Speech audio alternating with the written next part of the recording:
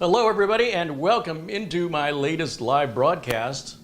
Today it is May the 4th, be with you, 2023. It is Thursday. My name is CareyHolzman and today, oh man, I've got to tell you, I know you guys have seen a number of mini PC reviews coming from me lately, and that's because this particular category is just taking off and things are moving so quickly. And I didn't realize yesterday, and I don't know if you were able to catch yesterday's show, but yesterday I did a review of the MinisForum UM560XT, and I did not realize at the time this is, as far as I know, the exclusive video review on this unit. It's not yet available for sale. You can pre-order it. And this unit, the NPB7, the subject of today's video, is a YouTube exclusive. I, as far as I can tell, am the first person to get one of these units. Once again, you cannot buy them just yet. You can pre-order them. I understand you can order them and they'll ship out later this month. And I just want to thank the folks over at MinisForum for giving me this opportunity to provide some different content from everybody else. Let everybody else do their reviews after me. I'm good with it. But every once in a while, it's nice to lead the way, you know? A win for the little guy, figuratively and literally. Now, if you haven't seen yesterday's video, be sure and check out the UM560XT. This thing, if you're playing games and you don't mind playing, let's say at 1080, and you don't want to spend $1,000 for a gaming rig, you can save a lot of money and still have your gaming. And check out that video from yesterday. Today's video, however, it's all about the NPB7.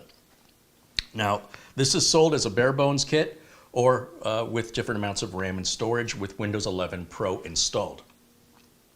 I will say on the UM560XT, it had Windows 21H2 installed, which I was kind of puzzled. With a brand new unit, you'd think it would have 22H2.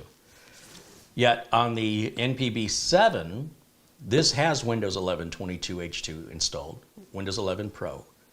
It doesn't even try to connect to the network. I've never seen it do that before, but during the initial setup, it doesn't pull up the Wi-Fi, it just goes right to putting in your username.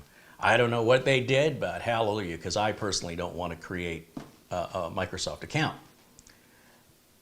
I opened this up last night. I just received it yesterday, and I checked it out. You know, I ran the CPU, not the CPU, I ran the Crystal Disk Mark benchmarks, and I ran the Windows updates, and just wanted to verify everything was in order, and took some of the Microsoft add-on stuff like Spotify and TikTok, just took all those little shortcuts out, and pretty much put it all back in the box, left it alone, so we can do a really honest, straightforward, genuine, authentic review of this. And I can't help but be really super excited about this.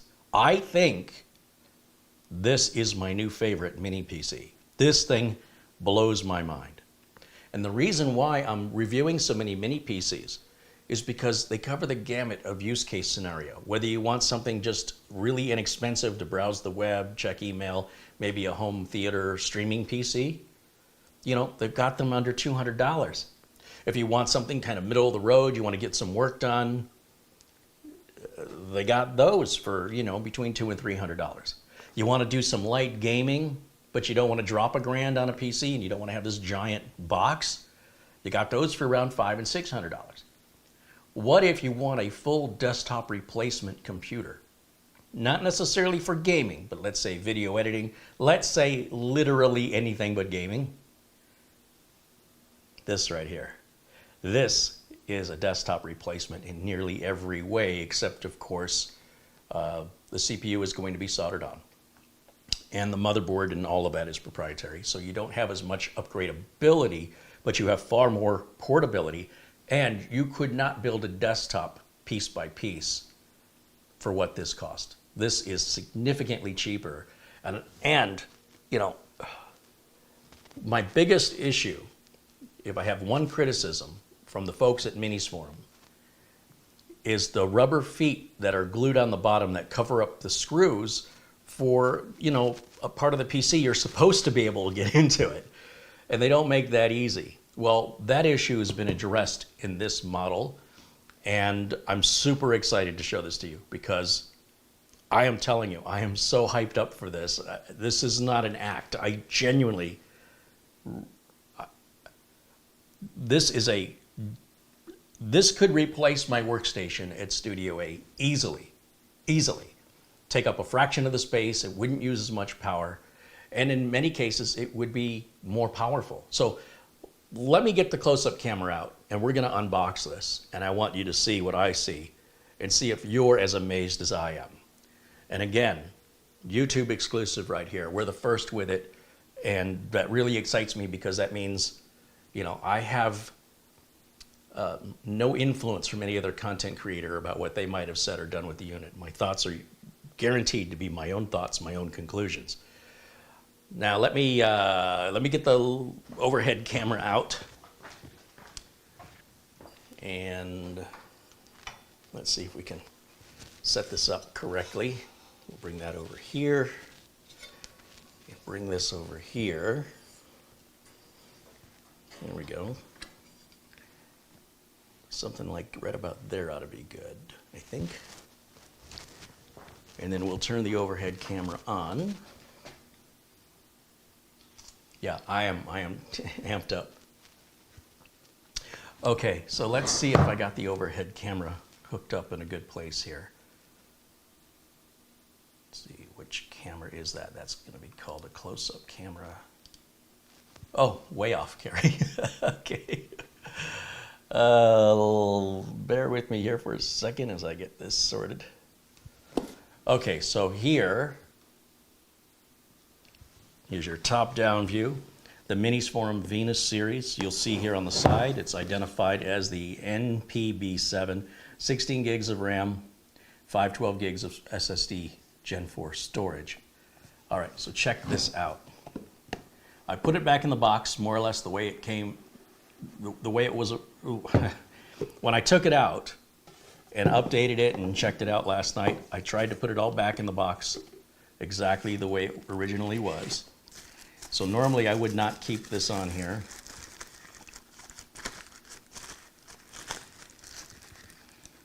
And that fits tight. All right, so there's our mini PC. Look at all of the I/O. Look at the USB, USB4, 2 Ethernet, 2 HDMI. We have, 2 USB4 there. We've got our power there. We've got a Kensington lock port there, a ventilation. And then on the front of the unit, we've got USB Type-C, 2 USB Type-A, headphone, microphone jack, power button, reset button, and I guess that's probably a dynamic microphone right there. Now, you want to get into this thing, and you know what else is in the box, right? We're going to get into that, but do you see the little fingers? They're pointing to the corners. If you want to get into this, you just push down and lift it up. What? What? You don't even need a screwdriver, and look what's inside. Look what's inside. This is our SSD heatsink that has a little fan on it. Yeah, it's actively cooling the M.2 NVMe drive. Here's our Wi-Fi card, easily accessible to upgrade. And there's our 2 sticks of 8 gig of crucial name brand memory installed. And this is this DDR5? I think it's DDR5. Yeah, DDR5 4800. Come on. How cool is that? And you just put the cover back on and just push it down and it's locked right back in place. Now I could see, you know, if you put stuff on this, you might accidentally pop up a corner, but you know what? I would rather have that than deal with those rubber feet that have to be removed. That is awesome. Furthermore, when we look in the box, what's the other thing I complain about? I complain that sometimes the power cables are too short. Well, check this out, ladies and gentlemen. Here's our power adapter. And it's got a longer power cable than what we're accustomed to seeing. And furthermore, oh, and this tickles me, it uses a regular old everyday common power cord that pretty much powers all desktop PCs. almost universally. Like I have hundreds of these. And you can get these at whatever length you want. They're super easy to find, and that solves that problem. Now I will say I'm a little disappointed they're not putting their name brand on the adapters, so I will get my label maker out and I'll put MinisForum NPB7 on here.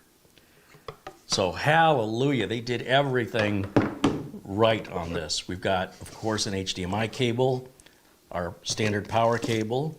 We've got our VESA bracket. We've got screws for installing an optional internal 2.5-inch drive in here. And then this will be the cable you'll need to hook up inside of the unit if you want to put the 2.5-inch drive in. This isn't as exciting as it gets. There's still more excitement when you see what the price is on this unit. If we go over to the MinisForum website, which I'm going to do right now, and let me grab the Windows capture, which will be right over here. I'm going to turn off the close-up camera. Why did my window capture not come up? Oh, I didn't turn it on. Silly me. Window capture on. Okay, so here is the MinisForum website, and there's a link to the website in the video description below this video. And if you go to the website, it defaults to showing you the previous model, or rather the current model, the NAB6. I was super interested in the NAB6. And Phil over at MinisForum said, if you're interested in that, wait till you see the NPB7. I was like, oh, really? So if we go over here to this tab where it says Intel Core i7-13700H, that is the NPB7.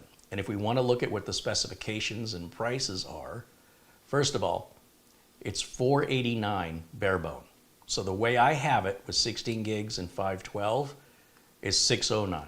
So it's up to you. And by the way, there's also 32 gigs with the 512 storage for $50 more than that, right? Is it 50 bucks more? $60 more.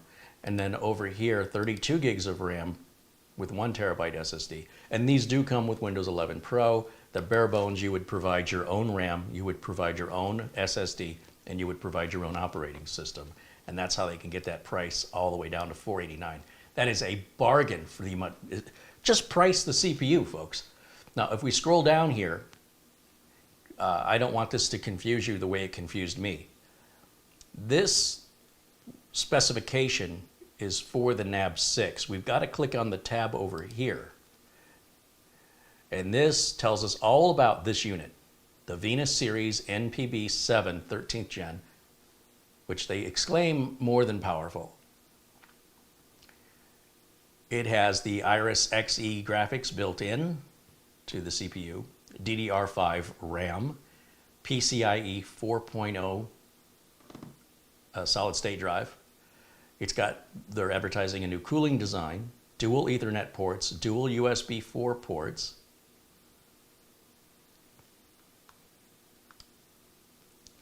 This thing, are you sitting down? It has 14 cores and 20 threads and can hit 5 gigahertz. Are you kidding me?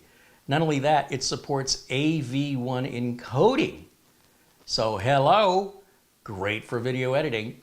And if we keep scrolling down here, you can see as we go from one generation of processor to the next, it's an average of about a 10% difference. And that's what you can expect without having to see any reviews. If a new processor comes out and it's the same model, like let's say it's an i7-12700 versus an i7-13700, and the only difference is that one's a year newer, one's one model newer, it's on average 10% faster from model to model. So if we were to compare this to a model from 3 or 4 years ago, it would be 30-40% faster. Gets into a little bit more detail about the PCIe 4.0 and the active cooling that's on it. And shows here how you can open it, that I've already demonstrated, because I think that's really, really cool. And let's keep scrolling. Yeah, there's a close-up of the SSD cooler. Yes, you can run 4 monitors at the same time off this little guy. It's no big deal. It's no sweat. It easily can handle 4 monitors simultaneously. Plus, you've got the dual network interface cards. Look at all the USB ports. USB 4. Now, I don't have anything USB 4, but I guess I'm ready for it. USB 4 can do a total of 40 gigabits per second maximum performance. And of course, it's backwards compatible with USB 3, 2, and 1. On the back, it's a USB 3.2 Gen 2 Type-C. Sorry, this is the front, rather. That's our dynamic microphone right there.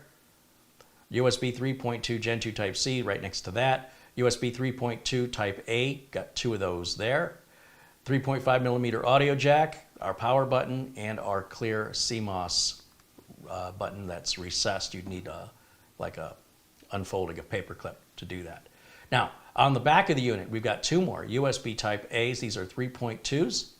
We've got an HDMI port, and below that, another USB 4, that's Type-C. Both of the LAN jacks are 2.5 gigabit Ethernet ports.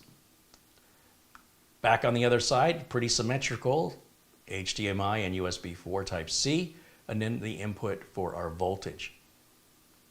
I mean, what more could you possibly want?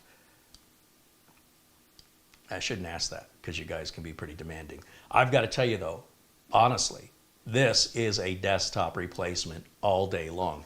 And you see they're saying orders placed after April 28th will begin shipping in late May. So as far as I know, they haven't started shipping these yet. We're still in early May. I am super excited about that. I just think this thing is amazing, but we need to plug it in and see how it works. Let me go back over to camera 1, which is right over here. Yeah, there's camera 1. And then let's get the overhead camera out of the way. Put that. It's so tight. I have to come around here to move this arm. It's kind of a flaw in its design that if I loosen it there, it wants to fall straight down. So I have to loosen it, move it, and then tighten it again. But that's a different story. All right, let's get this hooked up. I can't wait for you to see this. I love the fact we're using a standard PC power cable on that. So wonderful. I love the fact to open it, I just tap on there, lid comes off. And then I've got all the goodies right there. Super easy access, no tools required. Upgrade your SSD, upgrade your Wi-Fi, upgrade your RAM. You don't need any tools. Well, I guess you need a small screwdriver to do the SSD and the Wi-Fi, but not the RAM. Okay, let's get this plugged in here. Let's get a keyboard and mouse plugged into it. Put that and any USB port back here. And we'll turn these on. And let's see. Oh, I need to get an HDMI cable plugged into that. That will feed into the capture card. And an Ethernet cable. So we will plug those in. Either HDMI port doesn't matter. Either Ethernet port doesn't matter which one you want to use. And then I'll step back around. And I'm going to turn on the HDMI capture over here on the streaming build, which is right here. Let me turn that one on. And then what I'm going to do is put myself in a corner. Now, I would recommend that you take a look at the time on this video to see how long this thing takes to boot, because you know it's going to be fast. So let me reach around, find that power button, give it a press. And I hear nothing. Did it turn on? No, because I didn't plug power into the jack. Hey, I thought that thing was running awfully quiet. All right, standard PC power cable, which I love that. Now I'll hit the power. Whoops. Power, there it goes. And let's see how long this takes to boot. Once you give it power, yes, you still need to provide power to it. And I can make this video a little bit smaller here so you can see a little better.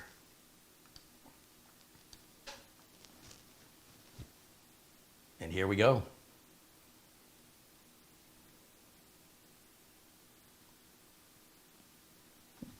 there we are. We're in Windows. I ran the benchmark, Crystal Disk Mark on it last night to see what sort of performance we're going to get out of that 512 gig SSD. And those numbers are right here. Now, are there faster Gen 4 solid state drives? Yes. As long as you want to keep paying more, you can go milliseconds faster if it's that important to you. What they're trying to do, what the folks at MinisForum appear to be trying to do, is giving you the balance of performance to cost. So that means they're not going to give you an overkill amount of storage, and they're not going to give you an overkill level of performance of storage, because by doing that, it's going to increase the price significantly. Just like shopping for a car, if you want the high performance version of the same car, it is significantly more money. I mean significantly. And when you compare what you're getting for what you're spending, you're losing value when you go to high performance.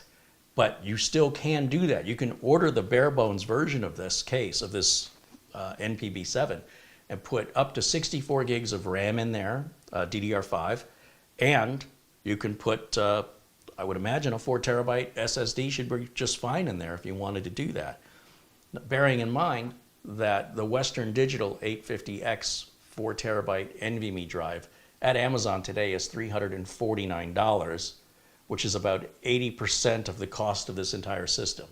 So that's why they're not just throwing that in there, because then it wouldn't be as attractive financially, cost-wise. So let me pop into the chat. I'm so excited. This thing is so cool. I'll tell you something else I like about it. I like that it's a different color. It's not the same old, same old. I like that it's different. Now, just because something is different doesn't automatically make it better. But I will say, if something is better, but it looks exactly the same on the outside, it doesn't get my juices going. I'm like, okay, well, you know, this is just a reiteration, a reworking of a previous model, and maybe it's got a faster generation processor, maybe it's got faster generation USB, but that's all internal. Everything on the outside looks exactly the same. That doesn't excite me.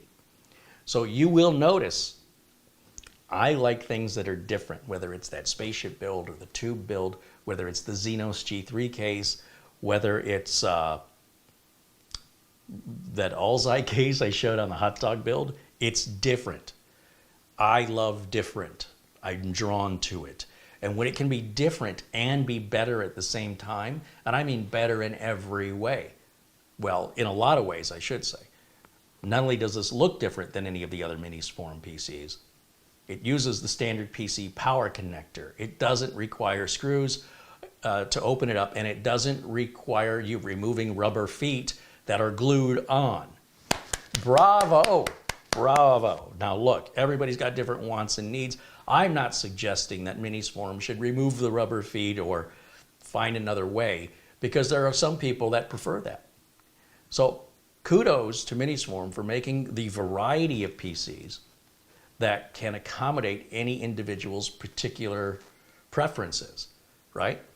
Having this processor in here that has 20 threads in that little box, holy cow, DDR5, this machine should easily last 10 years, easily. Plus, as I mentioned, when you're buying it with the RAM and storage already installed, you're getting Windows 11 Pro pre-installed on it. And it's pretty much just an OEM version of Windows 11 Pro. Any sort of bloatware, if that's what you guys want to call it, is whatever Microsoft is putting on there. That's not coming from MinisForum. It's not like what other system integrators do when it comes to making deals with antivirus companies and other companies to shove their software down your throat. This is just Microsoft's standard add-on stuff to Windows 11, whether it's educational, Minecraft, whatever that means, or links to ESPN, eBay, Spotify. I usually remove Microsoft OneDrive, and I usually remove or uninstall Microsoft Teams. But again, anybody could easily add that stuff. It's all free. That's about it for things that I remove, and then I go and grab all the updates. And I was pleased to see this had 22H2 on it already, and I was tickled that it didn't even try to attach to the network. When I fired this up for the first time, I don't plug it into the Ethernet, right? I just give it video, give it power, give it keyboard, and then let it do the first install, finishing the install of Windows 11.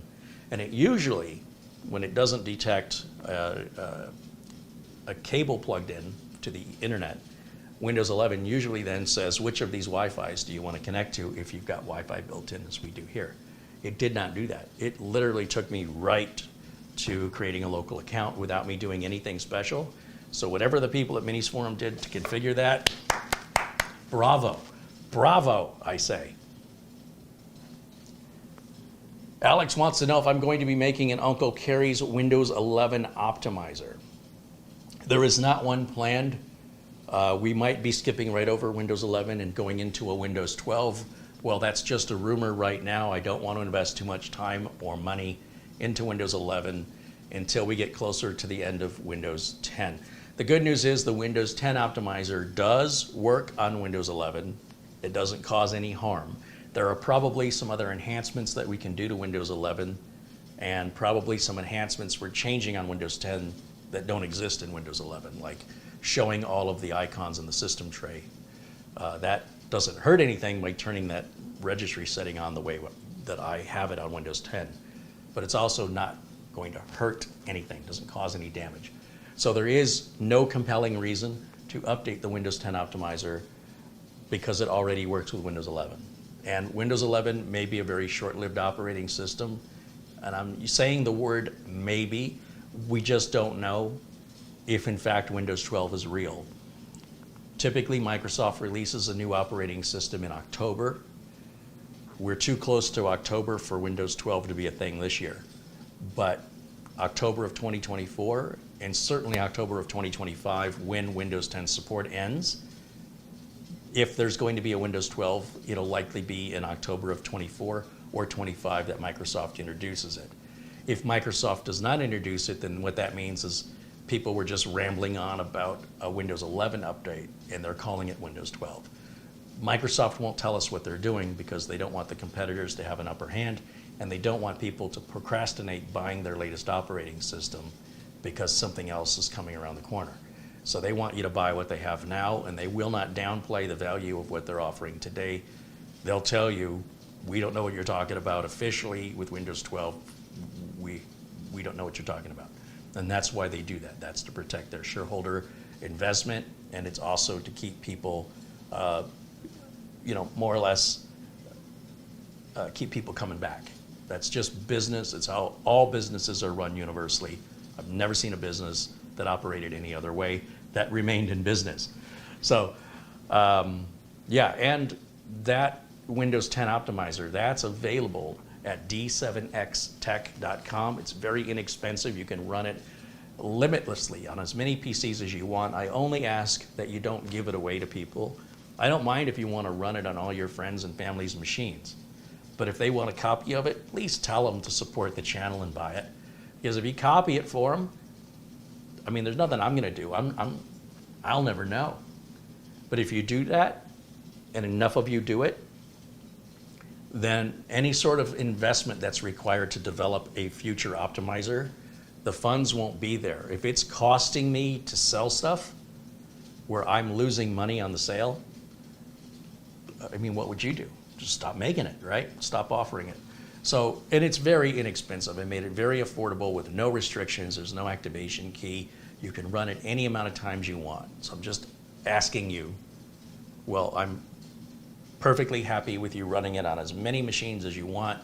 After it's been run, if the machine's not yours, please remove that program and tell people where they can buy it if they want it. It's very cheap, and the more money this channel can bring in, the more amazing and more often I can bring you content. One is related to the other.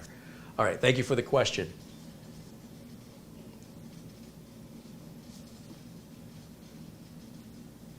John Rogers says, I'm looking at my mid-sized computer case and I'm wondering why I need it. Yeah, me too. I have a number of business clients that all run the Corsair 200R, and before that we were using the Leon Lee PC99. with the idea being that, hey, you never have to buy the case and power supply again. We can just keep putting new motherboards, RAM, CPU, storage in there, and that'll save you about $100 every upgrade, at least. But then, of course, the cases, they only have USB 2, at least the Leon Lee PC99, still will fit a proper motherboard and everything. It's just we don't have front port USB 3 or Type-C. So you have to get a new case if you want to keep up with that. And the amount of we're saving isn't really that much after all, you know. Once it's all said and done, what's $100?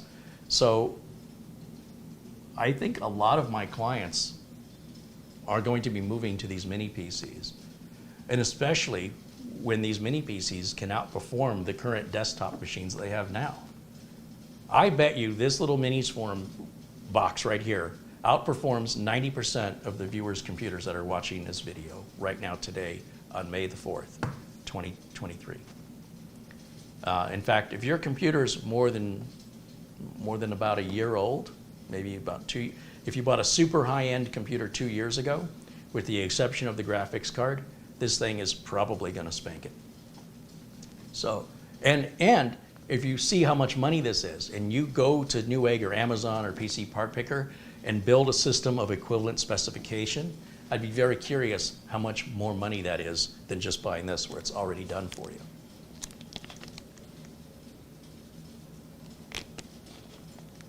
Tim Teal joins us, says hello. There's Icarena saying hello. John Rogers and Alex saying hello. Sarge Tech says hello. Steve Mercure says, I bought the optimizer twice as I managed to lose the original download of the installer. Still money well spent.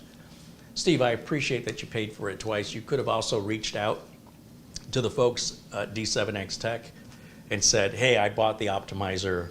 I've lost the download. I've lost the link. This is my name. Hopefully you have a copy of the email receipt, but if not, they could look up your name and then provide you that link. But I appreciate that you've paid for it again. David Rivera wants to know, do you think gaming PCs in the future will be like these mini PCs? Seems like a great device due to its size and portability. Yeah, I don't know, but it's going to be determined by the needs of the user. So when it comes to workstations at office places, yes. When it comes to most home consumers, yes. They don't need that big box. However, laptops still have their place, tablets still have their place. Some people are just fine with nothing more than a smartphone. Other people are just browsing, streaming stuff on their smart TV and don't need it. But there are gamers, and gamers need to be able to spend their money for entertainment. They spend it by the hundreds for new graphics cards, even by the thousands, so they can play games. And to have that ability to spend that amount of money to be able to entertain yourself with higher end graphics and more frames per second, there's always going to be a place for that, because the manufacturers of those specific items make more money per item than they do on the typical stuff people buy. This stuff outsells the gaming stuff by far. The whole gaming industry makes about 2% of the income of the rest of the computer industry. It's a very niche genre, and there's a high profit margin in it. So manufacturers, they love gamers. They want to sell them needless RGB. They want to be able to mark up the price of something by 30, 40%, even higher. Look at what NVIDIA is charging for their graphics cards now. The profit margin that NVIDIA is making on those GPUs, I imagine, is far greater than Asus makes on their motherboards, unless you're buying the high-end motherboards. If you're that enthusiast level, they're making more money from you, and you're spending it.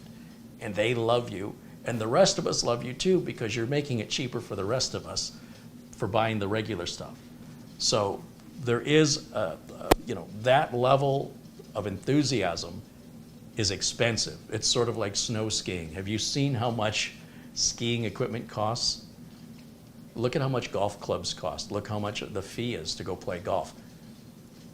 That is a very expensive form of entertainment. And don't let me stop you. But as long as those people are willing to spend that kind of money and they have those demands, then there's always going to be a need for a case that can house these giant, heavy graphics cards. But those will become uncommon. Like when you go over somebody's house and they have a computer, you're going to be less likely to see a desktop computer unless that person is a gamer or they have kids who want to play games. Nothing against games, they're just very, very expensive and very time consuming. I enjoy playing games when I have time. I just haven't had time lately because one of the games I enjoy most is helping customers solve problems and earning money. That's my favorite game I've ever played. Trying to keep myself in business is the most addictive game I've ever played. All right, let me just take a look here. In the chat, Dan Nilsson says hello. Roy Starman says hello. There's Thomas Backenstow saying hello. Thomas says, Carey, you built mine and it's so fast. Yes, yeah, absolutely. There's two of them I sold to you, right, Thomas? And they're little rocket ships and they're fully upgradable and totally modular. But they're also way bigger than this. Pros and cons.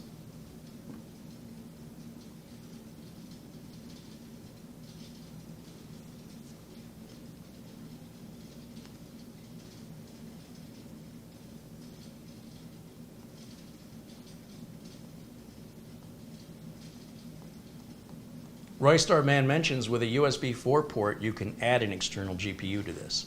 Good point, Roy Starman. This is true.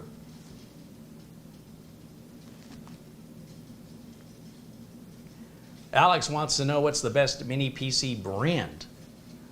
Well, it's really hard to determine what defines best. That's like asking me, is Tyson branded chicken better than Redbird branded chicken? Which poultry tastes better? At the end of the day, they're both chickens. The determining of what is best can be rated on many different variables that people will place a different value system on from one person to the next. Availability, reliability, support, cost, and what kind of CPU, what kind of graphics card, what kind of RAM, how much, what kind of storage and how much, what operating system, if any. All of these things you will uniquely place in an order of priority of value to you as a person that does not reflect typically many other people. So when it comes to brands, the best I can tell you is stick with a name brand. So the name brands I've been focusing on here on the channel are, of course, Intel with the original mini PC, the Nook. There's also MinisForum. They just celebrated their 5-year anniversary. Ace Magician and Cam Rui are the same company, and they've celebrated 10 years.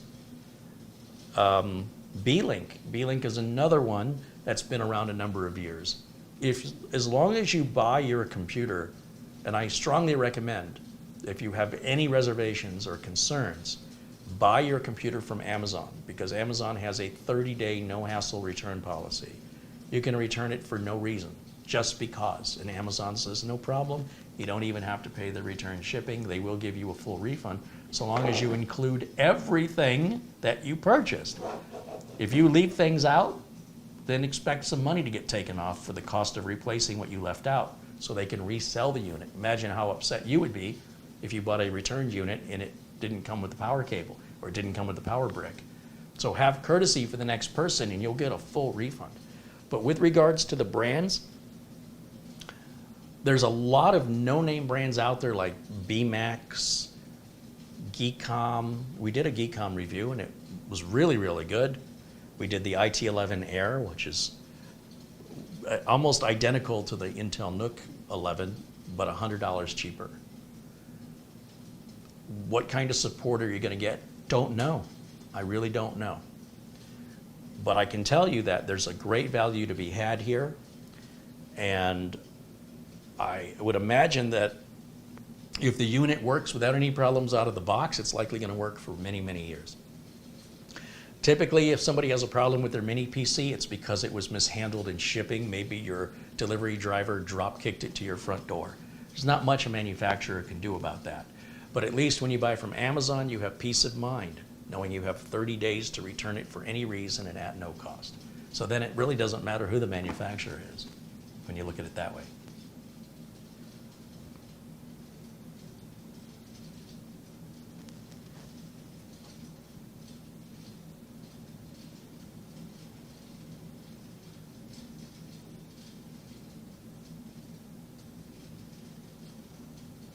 What's the Netflix tool? Oh, it's not a tool. Netflix is an app that Microsoft includes in Windows 11 to get you to sign up for Netflix to watch movies. You never heard of Netflix before?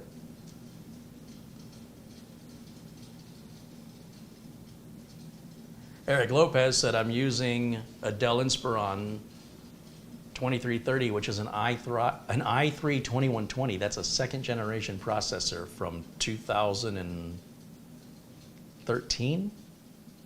Wow, that is old. That's really old. Mark Gaines says, Carey, check your email. Well, absolutely, Mark. I will check my email right now. Let's see. Let me see. Oh, I missed a couple of things here. Mark Gaines sends a $25 Amazon gift card. Yeah, that's so awesome. Thank you, Mark. And $10 comes in from David Coleman. He says, hey, Carey, Captain Blinsky here. I am all excited too. Here's a tenner for the channel. Thank you, Captain Blinsky. Thank you, Mark Gaines. You guys rock. Thank you for helping make these channels possible, or these videos on this channel possible. Mitch Morrison just texted me and said, May the 4th be with you. Back at you, my friend. I guess he's taking a motorcycle ride today. It's cooled down a little bit. We're in the mid-70s today. And yeah, have a safe motorcycle ride, Uncle Mitch.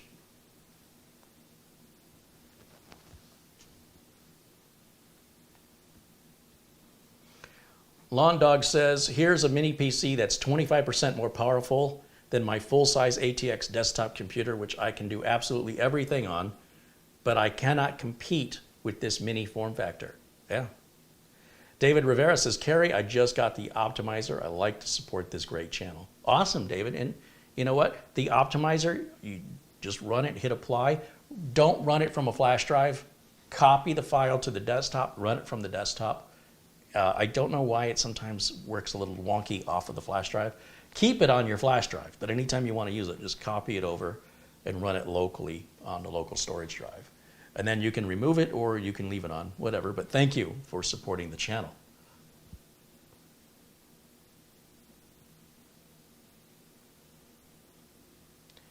Sean Gallagher said, I've bought so many Samsung NVMe and 2.5-inch drives that I sent an email to Samsung telling them how many I bought. And they sent me a free Samsung 990 Pro 2 terabyte for free. Wow. Everybody's going to start sending emails. That's awesome. Oh, he's asking about the Netflix tool, not Netflix. I see. So some people have problems networking Windows on a peer-to-peer network. There's a lot of settings that are disabled by default to keep your computer safe online. And so if you want to share files in printers, then you have to adjust a lot of different settings within Windows and verify certain services are running and the workgroup names and on and on and on. And so all the Netflix tool does is it adjusts all those settings so that you can share your printers and files and resolve browsing issues and common Windows networking issues. That's all that is. Sorry, I thought you were asking about a Netflix tool. I was saying, what's he talking about? So thank you, David. Thank you for clarifying that for me.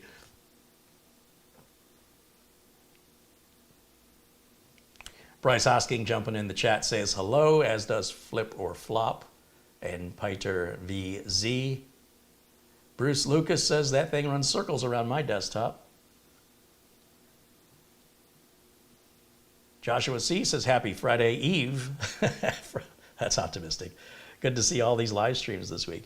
Yeah, well, I'm just trying to get myself caught up, you know. There's so much work here to do as usual. And in this one, this really should have been a Friday review because this is a Friday caliber. You know, I tried to make the Friday show the big show, but I just couldn't wait. I had to do this today. I just think I am so impressed for all of those reasons I've already talked about. And of course, I can use it to stream. I mean, I've already shown that yesterday. Just plug in a USB capture card and I got myself a streaming computer. Charles says, keep them coming, Carey. They're all very interesting. Well, thanks, Charles. Appreciate you. We can run, let me see, let me grab my utilities flash drive and let's copy over, let's see. We'll copy over the Cinebench test. Remember how that ran yesterday on the Venus Series UM690 XT? Let's see how it compares to this, because this thing is a monster. Let's find out what happens. This is all live, unscripted. I've never done this before. I don't know what's going to happen, but I expect the results are going to be impressive. So let's go back over to the desktop. And let's see, I have to go full screen on my side of things. There we go. And we want, we'll close that. Close.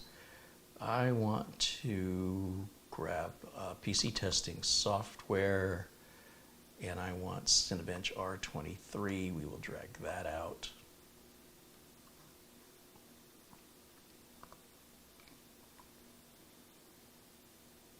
You can download Cinebench R23 and run this on your computer if you're curious how your computer compares to this one.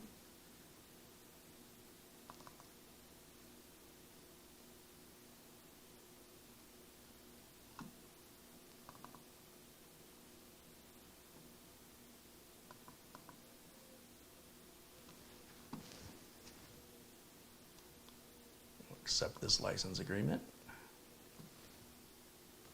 And we'll start this test right up here. And so while that runs, I am going to, well, that's, look at how fast that's rendering. I'm going to put myself in the corner here. So bear with me for a second as I move my video right up here. And then we'll keep an eye on what's going on with this. Is Buster in today? You know, I haven't seen Buster in a couple days. Hopefully he'll be watching this video a bit later. There's a pretty big time difference between us and Scotland.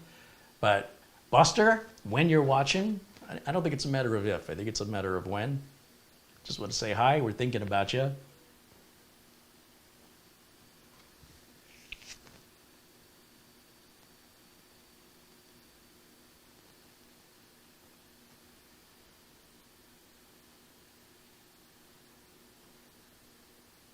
Does anybody have any questions or concerns about this mini PC or others? I'll be happy to do my best to provide an answer.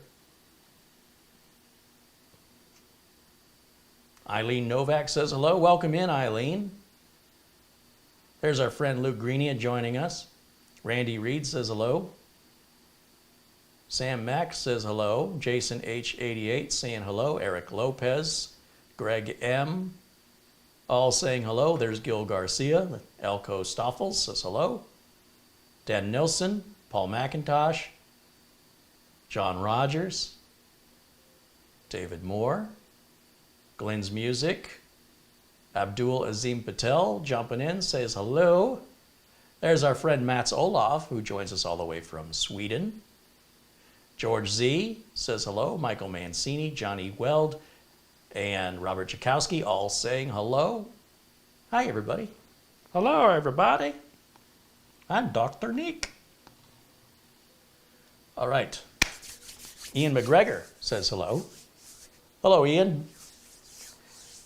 Adib Ali says, what is the difference between the B and Z series chipsets? Which is better for business use, or does it depend on the type of CPU?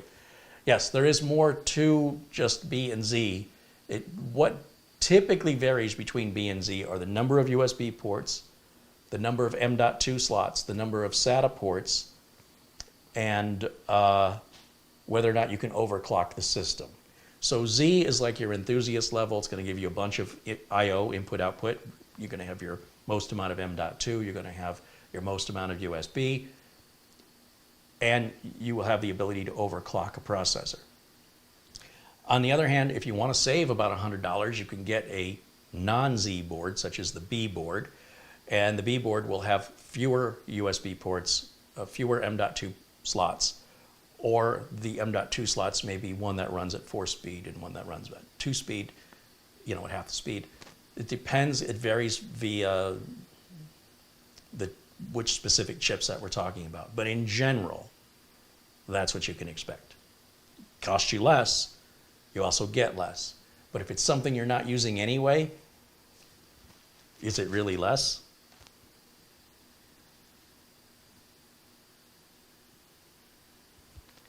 Bruce Lucas says, yeah, my computer will pass on R23. It's not going to run it.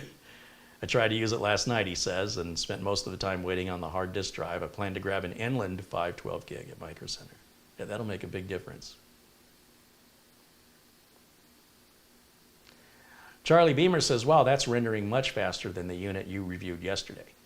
Well, this is 20 cores. Well, this is 20 threads, right? Yesterday's unit is also a couple $100 less. Yesterday's unit is an AMD Ryzen 5 5600H. They both have 16 gigs of RAM, but this is DDR4, I think, isn't it? On the Ryzen 5. So, again, you're going to spend less, and it ran fine. It just wasn't running like this. But this does cost more, and this is a more powerful processor. So there's no voodoo involved in this. It's just, it's like car racing. How fast do you want to go?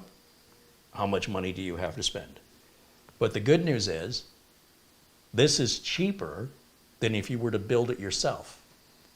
To build a desktop to the equivalent performance that matches the solid state drive, the RAM, the DDR5 4800, the power supply, the Windows 11 Pro, the case, all of the I/O, the 2 network ports. There's no way you're building that for $600. It's not happening. Well, let me rephrase. The $600 price is bare bones, so you still have to put a solid state drive and RAM in it. But don't take my word for it. Go to PC Part Picker, put together an equivalent system, and tell me what price you get. Not to mention, you've got to do all the work and wait for all the parts to arrive. This is already built and ready for you.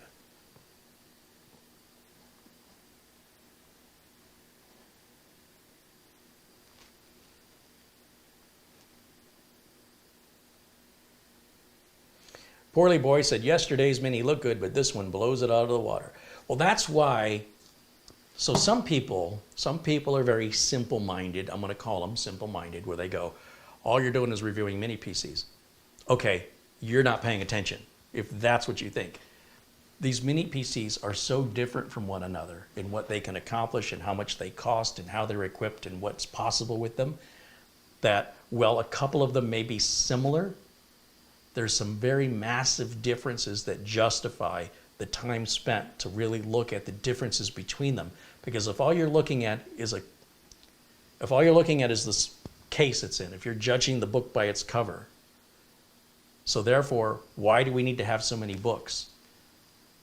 They're all different. Some books are biographies, and some books are educational, and some books are historical, and some books are entertaining, and so, and on and on and on and on and on. Some books are for children, some books are for adult. Some books are thicker. So I don't want to review items that are so similar that every video is like the same. If you're seeing me review a Mini PC, it's because that Mini PC is offering something very different from any other Mini PC I reviewed.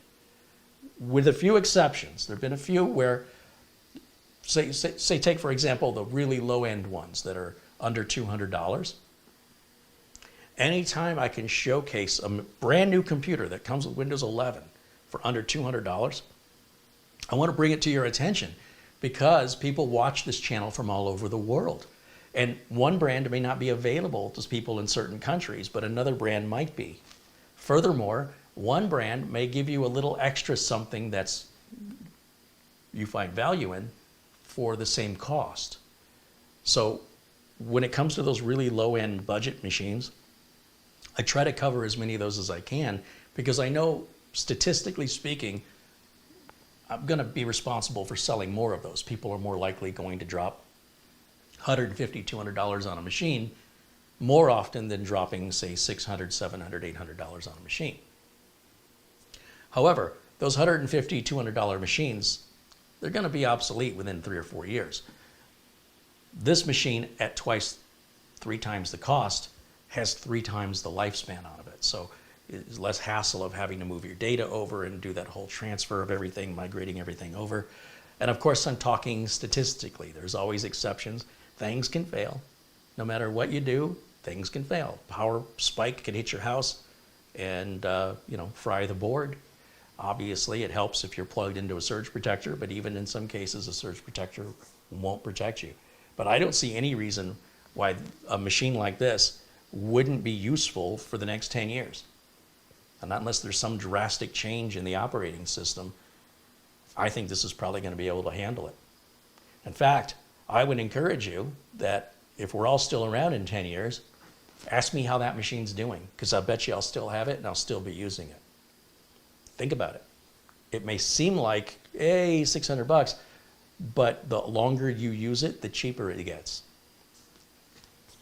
The cheaper, the $150, $200 computers, those are fine for now.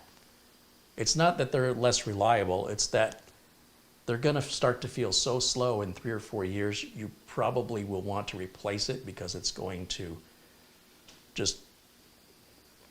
you're going to get sick of waiting. That's what's going to happen. You're like, this thing takes forever. That's what happens with the cheap computers. That will eventually happen with this one, but much, much later down the road. So you can pay a little bit more now, so you don't have to pay statistically to replace it anytime soon.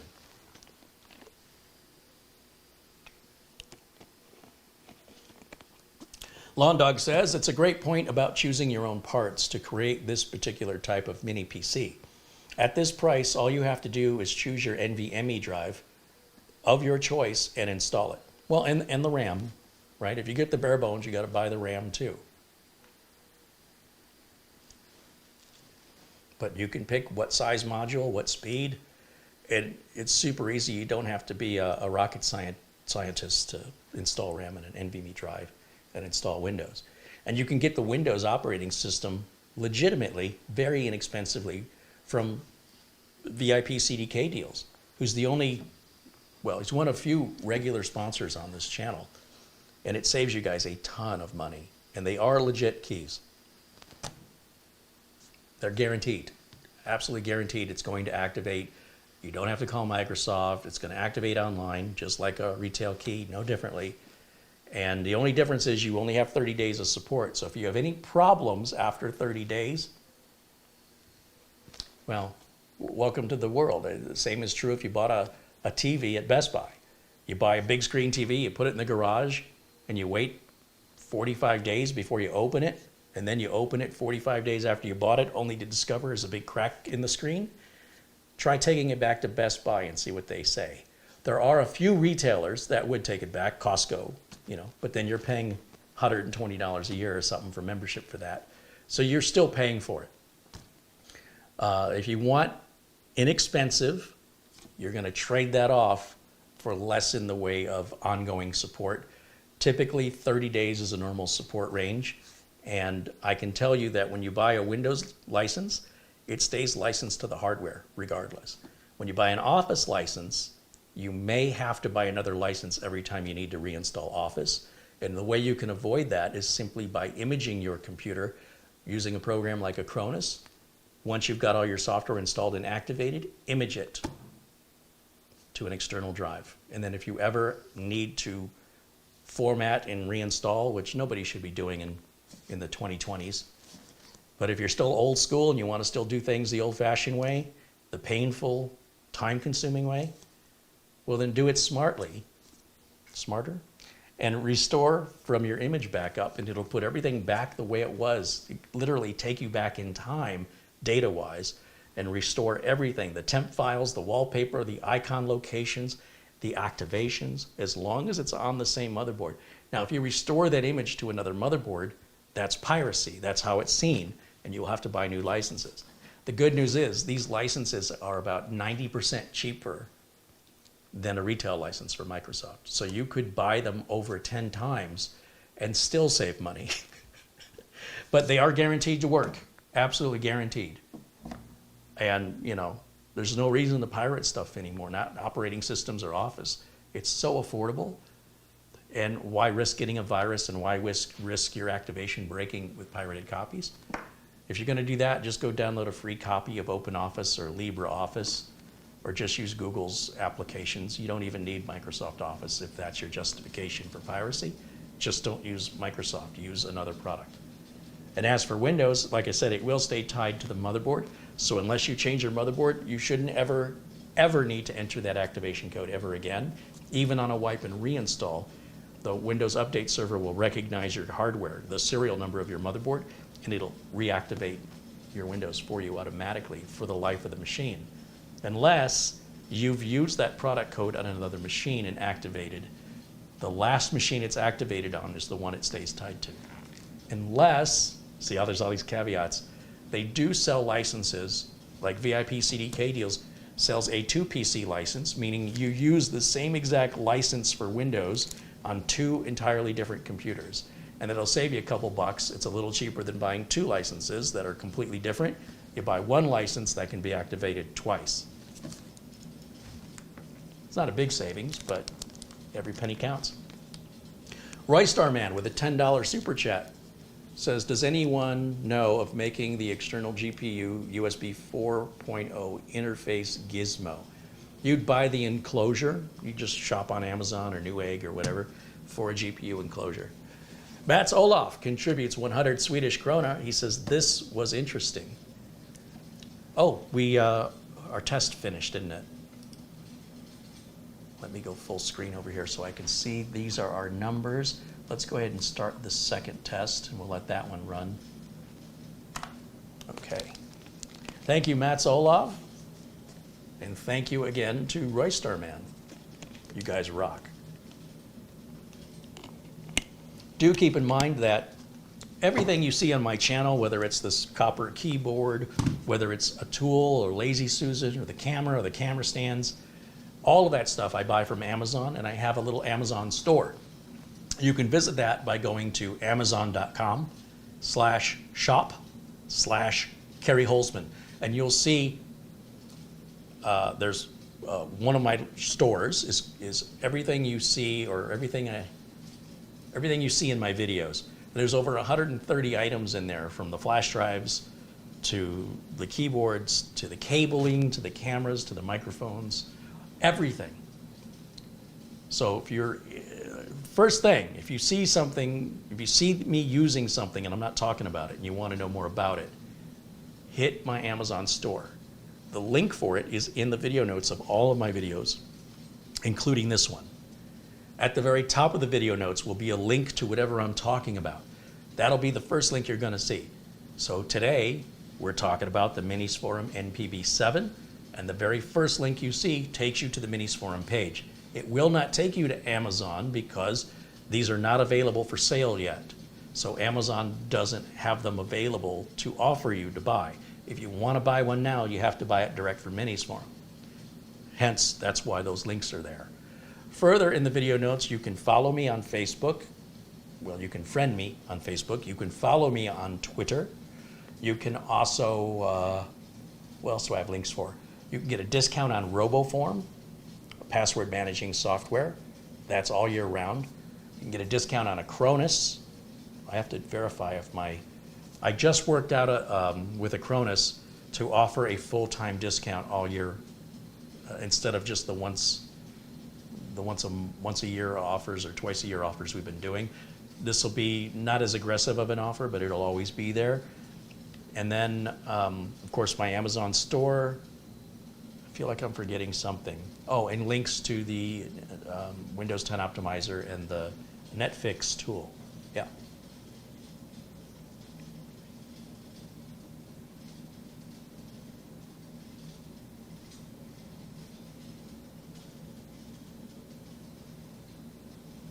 Steve McCure says, this little mini PC smokes mine.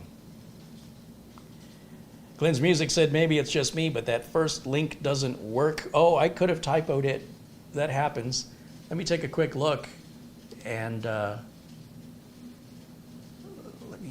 me pull up this video so I can pull up the video notes. I try to double check it. Sometimes the phone rings or I get distracted and it doesn't get finished.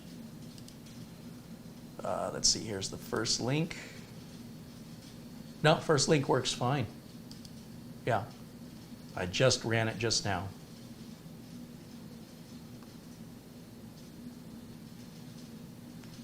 Let me try the second link. Second link works. I don't know, anybody else wants to test it? You can let me know your results.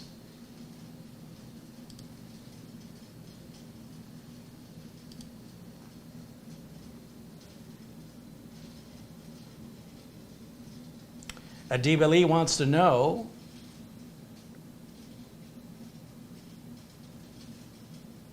have you still got your ASUS router? I have a TP-Link Archer C8, however, I'm looking to upgrade as I need one with better range. I've been told ASUS are one of the best in the business. I do like ASUS. I would agree they're one of the best, but they're not the only one. The router I'm using right now is a Netgear Nighthawk RAX12. I didn't find any value going to 6E from TP-Link, ASUS, or Netgear. And I do like that with the ASUS, many of the ASUS routers, you can put them into a mesh mode. None of the Netgear routers allow that unless it's a mesh router. So that's a downside of Netgear. But yes, I would say TP-Link if you're looking for a good budget router without a lot of bells and whistles. ASUS if money's no object and you want a really good router. Or Netgear if you don't mind the fact that it doesn't have a mesh option unless you buy the mesh router. I've been using Netgear primarily. I've got an RAX12 here in its Studio A. It's a 700R or something. But in the back room here, I've got 4 ASUS routers, and I will not hesitate to use them if I need them. Got lots to choose from there. Just saying you want to buy an ASUS router, you still have a lot to choose from. Lawn Dog said, I give thumbs up on my purchase of the rechargeable air duster you use. It's great for cleaning computers and keyboards and also for cleaning refrigerator coils. It's got lots of air power. Yeah, it is surprisingly powerful, the cordless air duster here, and you're not spitting out harmful chemical into the atmosphere, and it doesn't get cold as you use it and the pressure starts to go down.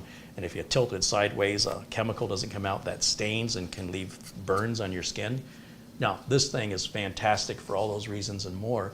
With the lithium-ion battery, it stays charged. Like, I don't remember the last time I charged it. It's fully charged and ready for me anytime I want it. And to charge it, it's just plugged into a USB port of any computer, and the little orange light will come on, and when it's charged, I think the light turns green or it goes off, and then you can sit it on a shelf for 2 months, and when you need it, it'll still have a charge on it. It's gotta love lithium technology.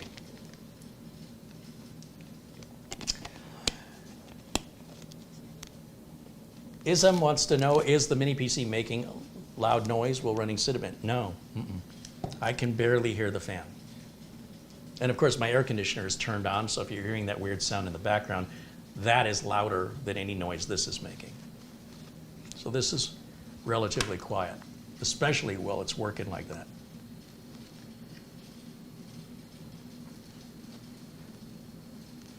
Alco says he's got a Cinebench R23 with 33,406 points on a Ryzen 9 7950X, an ASUS Crosshair X670E Hero.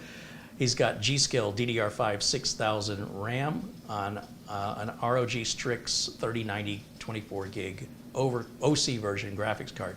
So here's the question, Elko. This is $600. How much is your computer?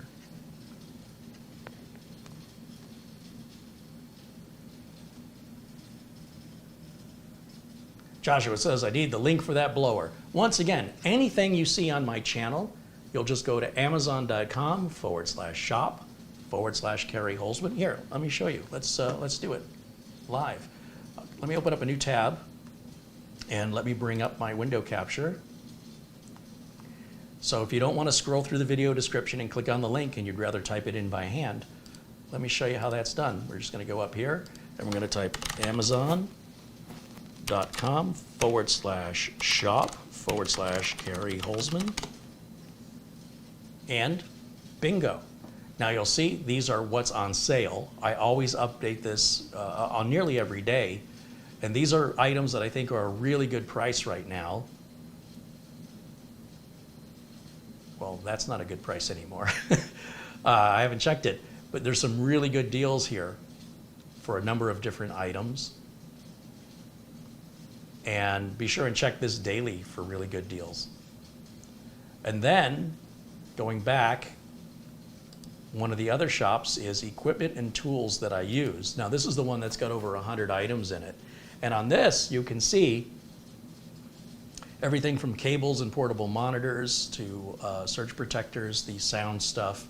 And as we scroll through here, there's a WinCool duster. I think I've got another one in here too. There's a number of them that looks like all they're doing is putting their name on it, and they're otherwise exactly identical. I think there's the router I'm using right there. Let's keep scrolling down. This is the close-up camera, not the one that I just used, but the one Camera Girl uses. Let's keep scrolling. I think there's another duster. Yeah, so this is the one I have, and I think the reason I've added two is that this one was sold out, and people were like, hey, is there another one? But this is the one I have, the Cooney.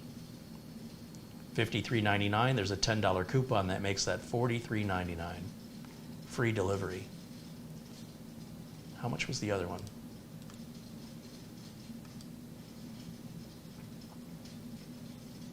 Yeah, apart from the name that's put on it, they're basically the same. $59.99, 20%.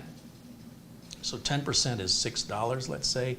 Double that would be $12. $12 minus 60 would make it $48. Free shipping. Yeah, they're basically the same unit. It's just the name of it's changed. 6 of one, half dozen of the other.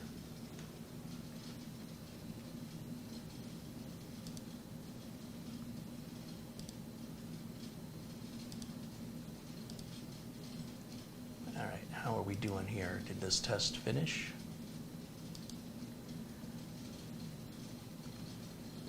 Still running.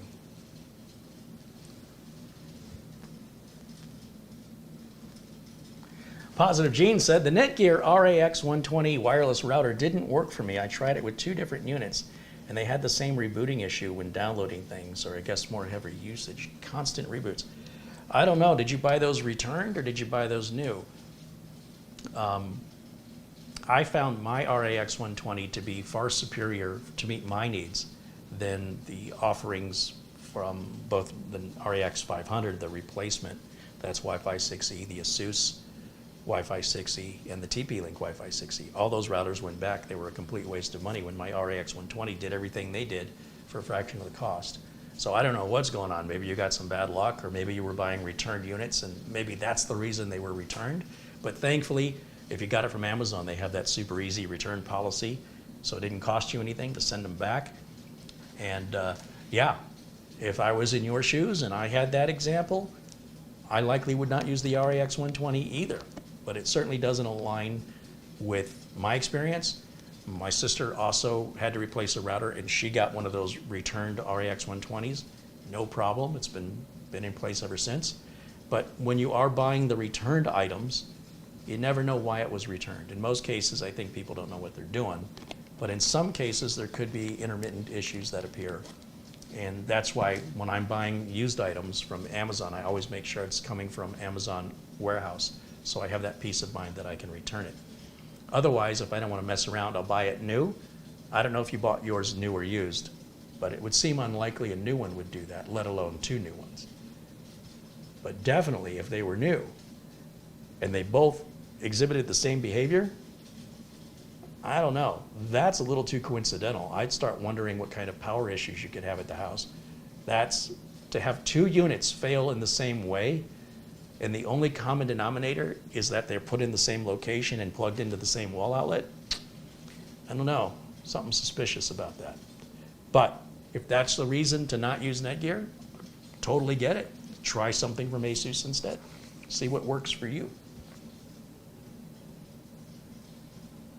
I'm always interested to hear what real users' experiences are. That matters more to me than what a reviewer thinks. So I appreciate that you share that story with me. Poorly Boy says, Carey, can I buy from your Amazon shop in the UK? Unfortunately, no. I don't have an affiliate link in the UK. But thank you for asking.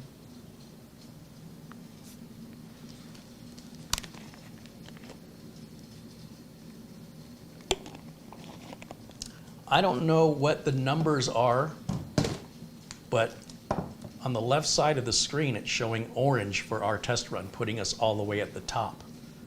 I wonder if it's going to stay there when it's done. Are we clearing out all of the default examples that R23 gives us? That would be impressive.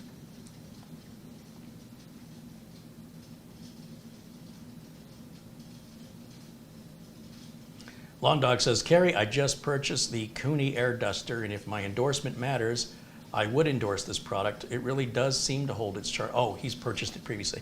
It really does seem to hold a charge, even when not in use, and that is unusual. Well, it's unusual for us older folks who are accustomed to nickel hydride rechargeable batteries, nickel metal hydride. These lithium-ion batteries they use today, whether it's a smartphone or they have these little portable car jump starters. You can jump start your car with the little box this big. You charge it through the USB port, or you could plug it into the wall and charge that battery, throw this little thing in your car, and if one day your battery dies and your car won't start, you just plug this little tiny lithium-ion battery pack onto it, and it can charge your car like 3-4 dozen times on one charge. It's mind-blowing. And the fact that you can just keep it in the car for months, and it still should have enough of a charge, even being ignored for months in the car, that it will still hold the charge on that battery to keep jump-starting your car multiple times. I try to make it a habit about every 4 months, every 4 to 6 months, take it out of the car, plug it in, charge it up. Because when I need it, I need it. It also works to charge up your smartphone. It can work as a flashlight. It's just amazing what battery technology is doing today. Elko says you can hover the mouse over the orange bar and see its interim score. Oh, well, I think it's already finished. Looks pretty impressive to me, and my air conditioner just shut off, so I don't have to shout over the AC. Patrick says he got his car jump starter today. Yeah, those things are amazing, absolutely amazing.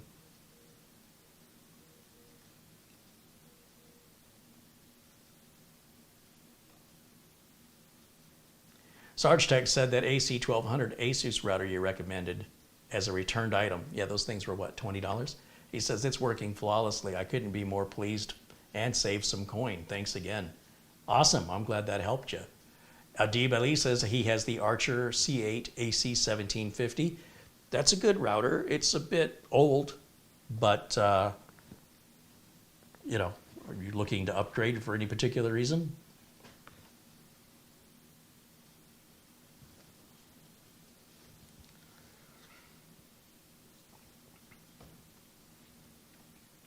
And Patrick Russo said he used Uncle Carey's Amazon shop link to make the purchase of his jump starter. Well, thank you for supporting the channel. I appreciate that. You know, when you use my Amazon link, I can't see who's purchasing or where you're purchasing from. All I get is what was sold using my link, so it can calculate what commission I made off the total amount of sales for that day. And then they allow for 30 days for customers to return things, so they don't pay me for 60 days. So essentially, you have 30 days of sales where you've earned this much commission potentially, but then you have to wait 30 days additional for any returns to be subtracted from that. And then, so after 60 days, you get a check cut for what you earned 60 days prior for that month. Yeah, and that's why they do it that way. Andy Kane's popping into the chat, says hello. Elko says, I'm holding out on upgrading my home network until the end of the year. My ISP is going to upgrade the neighborhood to fiber optic. I wish my ISP would. Let me get out of full screen mode there, and let's go back to, let's see, I'll close that tab, and I'll close that tab, and I'll close that tab. Boy, I had a lot of tabs open. We'll close that one.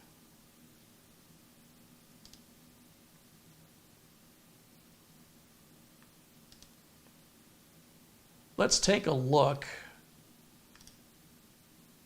at what hardware is in the device manager on this. So now that we have our final Cinebench numbers, I can close this. We'll go to the Start menu, right click and go to Device Manager. And we can see that we have Intel Iris Xe graphics built into the CPU. As for network adapters, we have Bluetooth, we have an Intel i225V and another Intel i225V, 2.5 gig LAN. And then we have the RZ, I can't read that. That's a Wi-Fi 6E. So this has Wi-Fi 6E, which is fantastic. And as for our USB ports, look at all that. If we go to the system properties, I right click on this PC, go to properties, you'll see here that it shows this is the 13th gen. This is a 13700H CPU, 16 gigs of RAM, and 0.2 of that is used by the video card, the onboard GPU. Of course, we've got Windows 11 Pro, 22H2, and it is activated. Just to verify that, I can type in the word activate.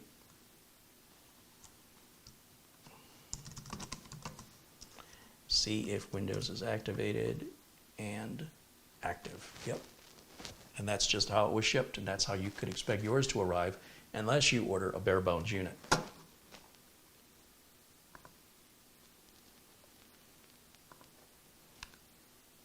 Crystal disk. Do I have crystal disk info? Does it identify who makes the solid state drive? Let's take a look and see. I suspect it's going to be Micron. Oh, it's Kingston. All right, so Kingston's making the solid state drive. And the RAM is Crucial.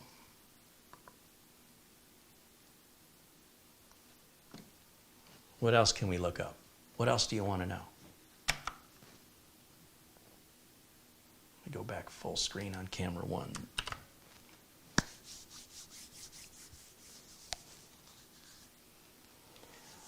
Charlie wants to know what temperature is the Mini running at. Well, let's switch back over to, the fan isn't loud at all. So my first indication of being concerned about temp would be the sound of the fan. So given the fan is so quiet, I know the temperature is not hot. But what exactly is it? Let's go take a look. Hey, there's our good friend Madi Yoel. Hey, Madi, haven't seen you in a while. Thank you for the $10 super chat. All right, let me go over to temp. I don't have the temperature software, so let me grab my utilities. Flash drive is still plugged in. That's convenient. PC testing. Let's drag that out. Oops. Drag that out. Double click. 64-bit edition.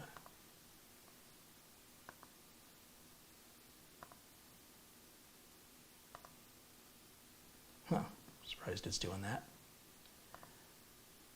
Guess it needs that to work.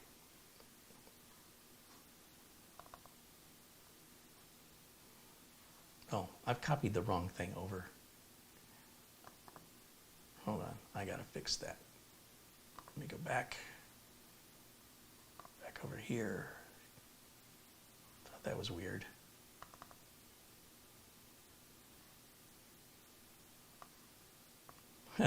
The mouse is clicking kind of weird, so that's why I'm having difficulties over here. Let's try that one more time. 64-bit. Yes. We'll do sensors only.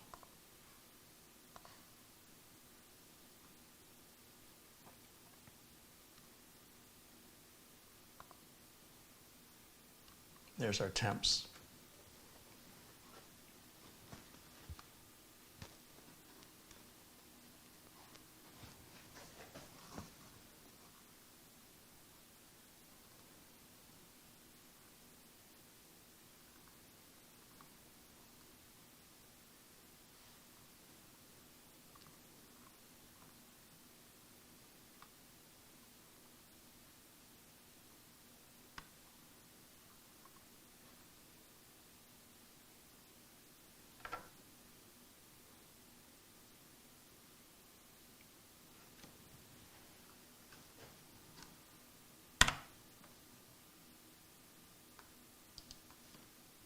Looks good to me. What do you think?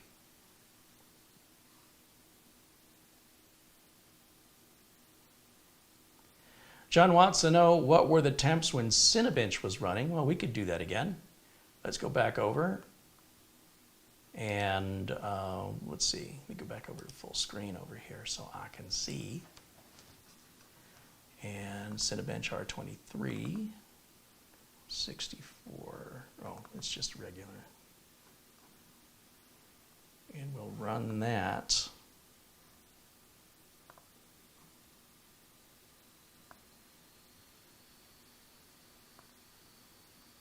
There you go.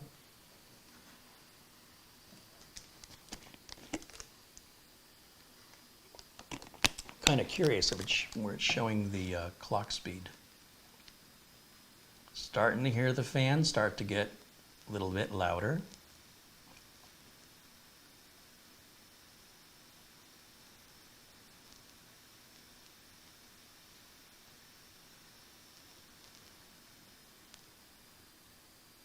Oh, fan is quieting down now.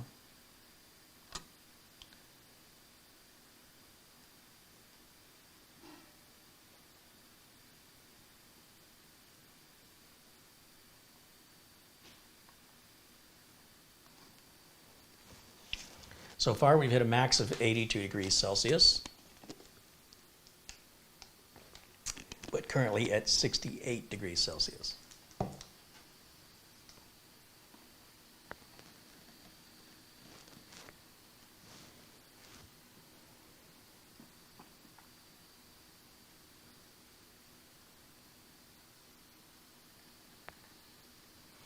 Thomas Baggenstow says, my computer is definitely faster because you built me an incredible machine. And of course it cost quite a bit more cash, but well worth it. Okay. I'm glad you love the computer I built for you. I enjoyed building it, and it is a very good machine. I agree.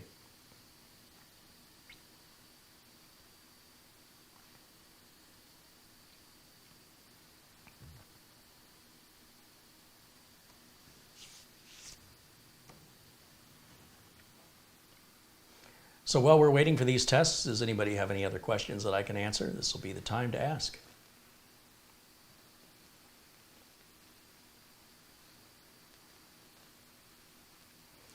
Kevin Smith wants to know, would you recommend the MinisForum Mini PCs to your business clients? Yes, I would. Absolutely.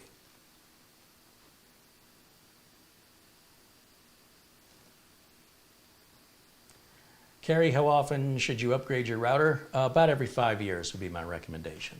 About the same as how often you should upgrade your PC.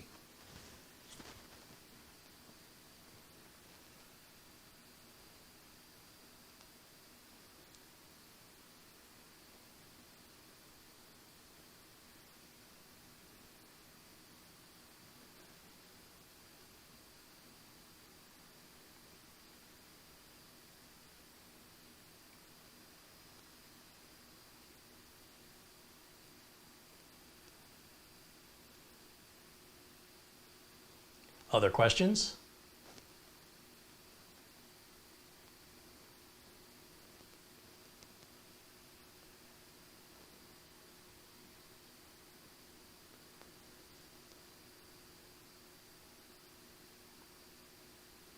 John wants to know, is it throttling? Can you move to the CPU and not the memory timings?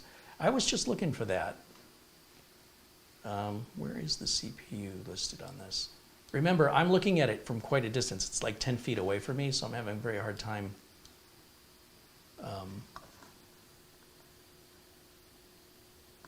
reading what these options are here.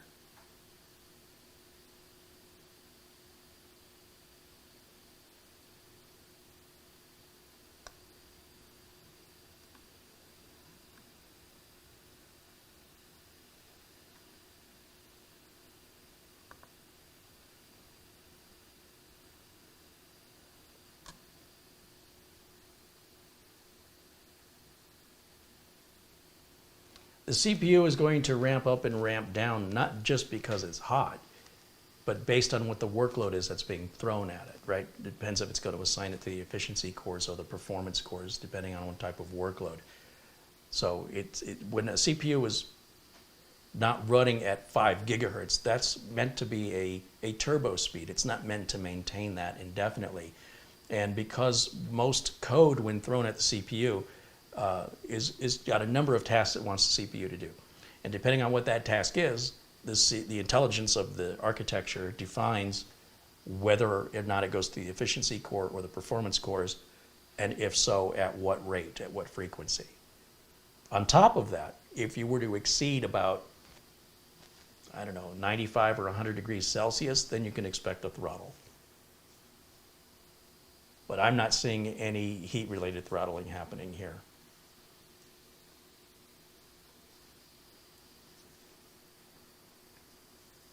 Tech wants to know, do you prefer MinisForum or B-Link when it comes to mini PCs? I do not have a preference you're going to find I'm not an absolutist, and I think being an absolutist is a foolish way to live through life. There is no such thing that I can think of where one thing is universally better than all other things. So depending on price, depending on need of the customer, depending on a number of variables unique to whatever that PC is going to be doing, in some cases I will prefer the MinisForum, and in other cases I will prefer the B-Link, and yet in other cases perhaps even the Ace Magician and Cam Rui. There's no way I would disrespect my customers and not consider the nuances of the needs of the individual and just foolishly say one brand is far superior, because that's mindless and it's not true. Every brand has strengths and weaknesses, whether it's pricing, availability, whether it's DDR5, DDR4, what built-in graphics it's got, what kind of storage it has, how much maximum storage it can have. Depends on, some customers don't care about some of that stuff. Some customers do care about some of that stuff. So based on the needs of the customer and the budget and the availability, that would determine which unit I would recommend.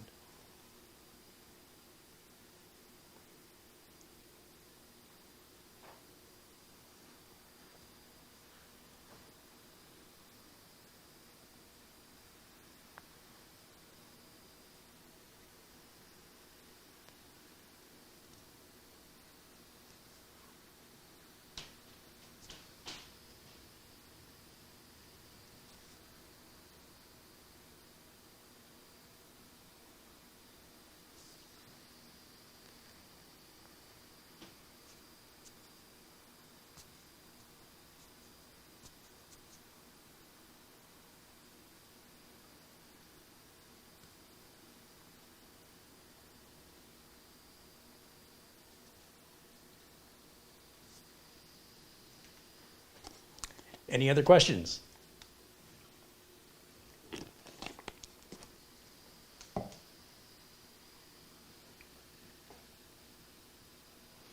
Thomas wants to know, when you throttle, can you explain? Yes, if the CPU hits a certain temperature, what it'll do is start shutting down the cores in order to cool the chip off. Back in the day, Cadillac introduced their North Star engine, and the idea was that you were driving down the freeway at a certain speed, that it would start to shut down cylinders to save gas. So then you're only running, let's say you're providing fuel to 4, 5, or 6 of the cylinders instead of all 8, because you're just driving at one speed on the freeway. You're not going up or down an incline, and so it saves gas.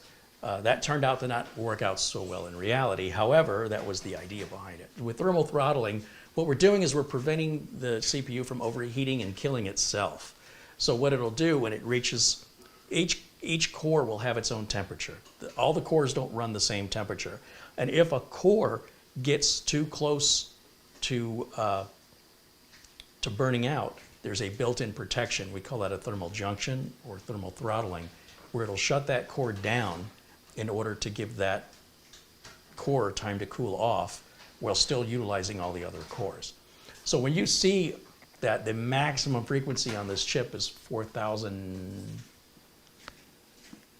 something, it's nearly 5 gigahertz, it doesn't run at 5 gigahertz at all times. There is no CPU that I'm aware of that would run at 5 gigahertz at all time unless you're just sticking the finger out to Mother Nature and saying, screw the ecology, who cares about the environment? I want power, and I want to just consume as much of it as possible, sort of like an old muscle car. Just dump that fuel in, throw all those carbons out the back, and put some massive cooler on there that's going to be loud and annoying so you can maintain that high performance. Instead, it's tackling it in a much more intelligent way, where when you need the performance during certain operational tasks required of the CPU, then the CPU automatically boosts up to take care of those tasks and then results back down. No differently than perhaps when you're trying to pass somebody in your car and you put your foot all the way down, it drops a gear or two, and everything revs up really super high so you can accelerate quickly to make a maneuver, a quick maneuver. It's very much the same way. If you drove your car like that all the time, you'd probably go through a tank of gas very, very quickly, and it would be very hard on the engine, and your lifespan of that car before you blew the engine up would probably be significantly less as a result of treating it that way. So you don't always want to see that maximum speed at all times, because then you're going to have the problem of the cooling noise. And when you add heat, you add wear. And over time, with enough wear, you will have failure. So the idea is that they give it to you when you need it. This is also more environmentally friendly, and it's just a smarter, more efficient way to work than just dumping power into it, whether it needs it or not. It's sort of like, you know, when somebody's sitting at a light on their motorcycle and they're just revving the engine, they're just burning gas for no reason, maybe because they like the noise. Most people don't like the noise out of a computer. So, you know, revving it up for no purpose doesn't make any sense. So it's basically, it's a chip that was originally developed for laptops to extend battery life. You can imagine if your chip was a laptop chip, as this is, and it ran at 5 gigahertz at all times, not only would your laptop fans be constantly running at high speed, your battery drain would be, it would be almost useless to have a portable machine that did that. So it's running exactly the way it's supposed to be running. It's doing exactly what you want it to do. Now, if we look, like, we're not doing anything right now, and you can see our CPU speed has gone down quite a bit because we're more or less just idling. And the minute I tell it to work, like, we'll start this other test over here. We'll do the second test.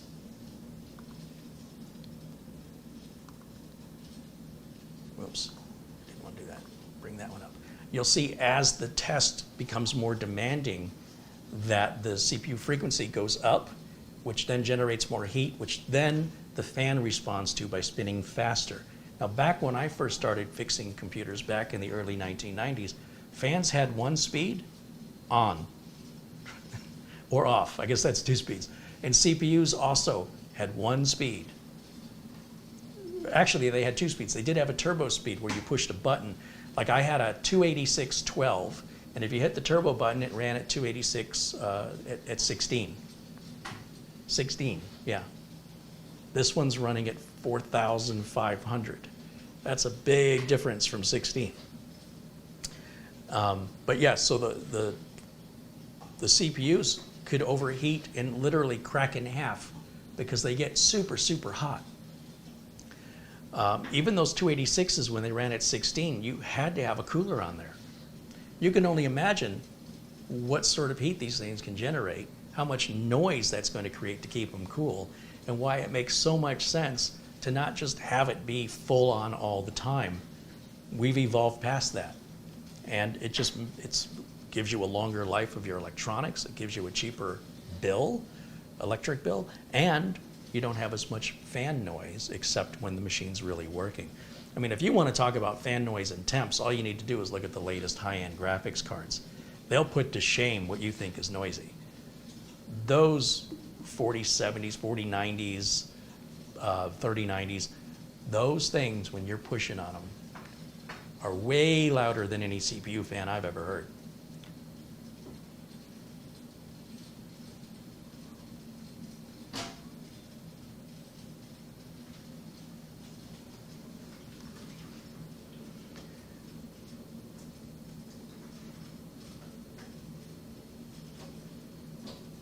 So here's our temps.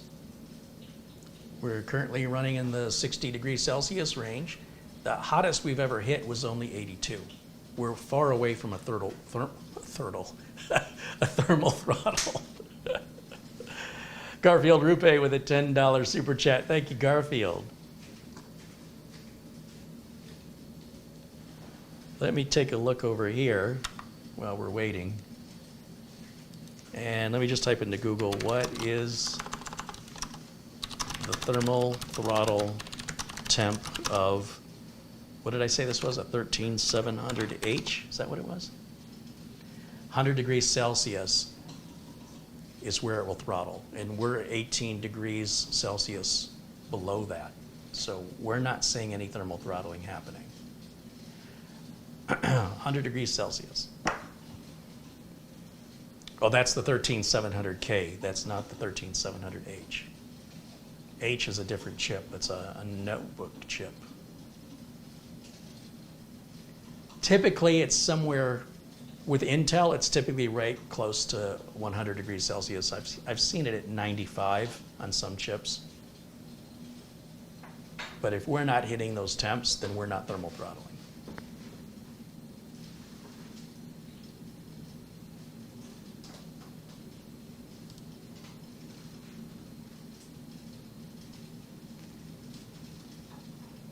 Robert says hello from Toronto. Hey, Robert, welcome in.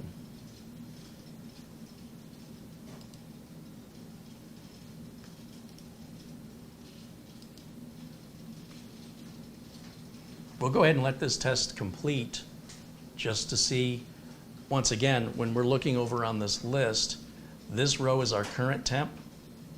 This is our minimum, the coolest since the software started running. This is the maximum it's recorded since we started the software. And then this is, of course, our average, which we don't care about our average. We're really focused on what our maximum is and what our current is.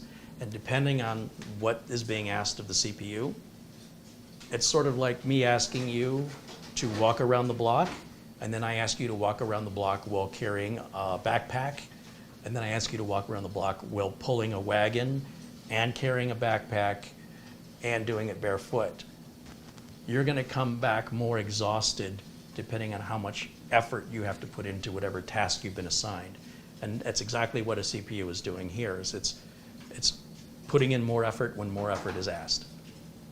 So you will see the variation of the amount of voltage it's consuming, the frequency it's using, and the temperatures that it's generating, and then our fan is responding accordingly. And you often don't need to know what your temps are. You can tell from how it sounds. If your fans are running really loud and that's unusual, then your system is getting unusually warm for some reason. John A. contributes $9.99 in Super Chat. He says, happy Thursday, everyone. Hey, thank you, John.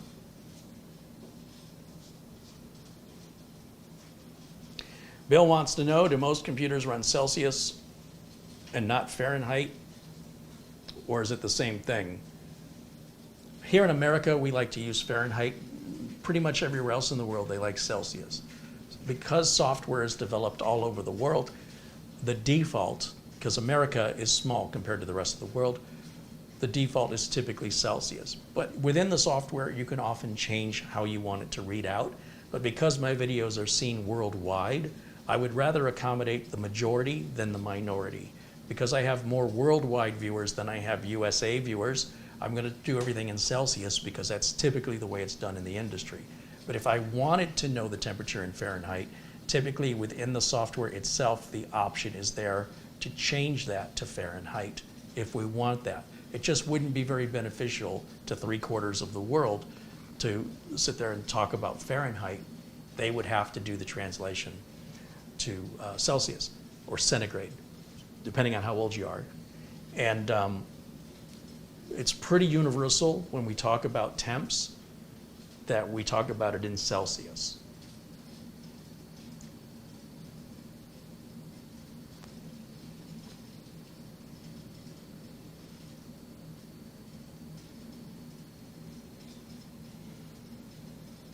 Yeah, the world's getting smaller, and so, you know, if you're someone who's older and you lived in generations where it was pretty much what was going on in your own neighborhood, you may have never dealt with Celsius in your life. But with the internet bringing everybody together, and it makes it so easy for people to communicate with each other now, it helps to sort of break the bubble we live in and realize in some cases we're the minority in how we translate things, and in other cases not so much. It's sort of like the English language isn't the most spoken language. And you know, if you think about like the most common name for a person, it isn't Joe or David, it's Mohammed. I had no idea growing up. That information really wasn't part of the culture I grew up in, and that information wasn't really made available to me because it was outside of the world I was living in. So in the world of computers, it is generally accepted that when we talk about temps, we talk about it in Celsius.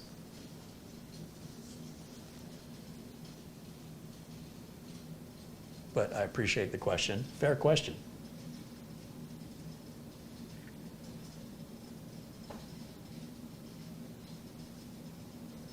Once again, this unit has never exceeded 82 degrees Celsius throughout this entire testing process, and I'm pretty impressed by that. And of course, the test isn't over yet. There's still an opportunity for it to thermal throttle, but I don't think it's going to.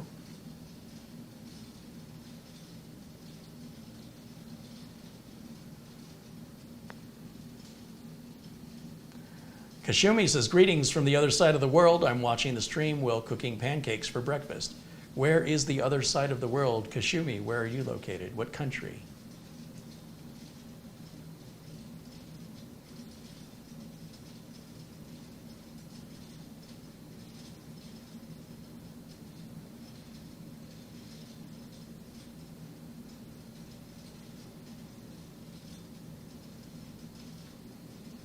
Elko says, according to Intel, the 13700H CPU thermal junction is also at 100 degrees Celsius. So yeah, we're not going to see thermal throttle until that temperature is closer, if not exceeding 100 degrees. So you might start to see it at 99 or 98, depending on how delayed the information is on the screen. But yeah, we're far, far from that. It's running, I'm telling you, I think I have a new favorite computer here, seriously. I really, really like this little computer. What's not to like?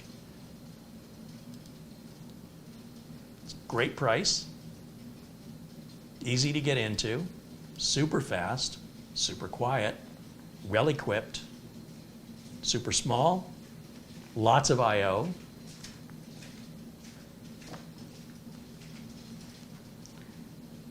Hey, camera girl, want to get the camera? Sure. Don't pay attention to the fact that the close-up camera cable is plugged into the overhead. We certainly didn't use that without you. Uh-huh. Here, let me give this to you, and you can plug this in here. All right. Now we can have better close-ups. Some of us have a real job. You do? Working for me? All right, let me turn off, let's see, what do I want to do? I want to go to the close-up camera. So let's switch to the close-up camera. Which button is that? This button here. All right, come on over. Now, point down there. Oh, that's neat. Check this out, because you weren't here to see this. Ooh. See the little fingers? Love it. Oh, that's cool. Awesome. Look inside. Wow. We have an actively cooled NVMe heatsink. See the little fan? Yeah. There's our Wi-Fi. There's our RAM. Notice what kind of RAM it's in there? Crucial. What is it? DDR what? Very bottom of the module. DDR5. Mm-hmm. Nice. Wow. How easy is that? And look at the back. That is cool. Look at the back. Look how many I got. Two Oh my- 2.5 gig LANs. Wow. I got two USB 4s that are Type C. I got two USB 3.2s. And look at this. This power brick takes a regular PC power cable, not one of those Mickey Mouse cables. Nice. And do you hear it? I do not. That is super neat. That is a 13700 Wow. processor. Oh, that's much better in person. And then you see here on the lid, see how there's these pieces? You can put a 2.5-inch drive in there, and then there's these holes to secure the drive with the included screws. Nice. So your 2.5-inch drive goes right to the bottom of the lid, and then you don't need any tools. You just put that right back Look where on. that opens. That is super cool. And look at the color of it. I know. Yeah, that's one of my favorites. It's That's awesome. DeLorean color. That is cool. That is super And cool. we're the first ones to get a unit to review. Oh, I love it. So That's this is a awesome. YouTube exclusive. I'm super excited that MinisForum has given us this opportunity. And it's not like it's a generic everyday mini PC. This one, you know, is very uncommon in all those ways I've just shown. And Open it the lid performs. again. Open it again. Open it again. You want to try? I got to do the other side. Love it. Oh, God, that's so handy. Wow. It's neat, right? That is super cool. Corners. There you go. Nice. Did all that one-handed. One-handed. I love it. All right, That's awesome. let me go back over to camera one. Thank you for All that. right. You're welcome. That was cool. And That is nice. That's a keeper. there we go. Clear? Yeah, you're clear. Thank you.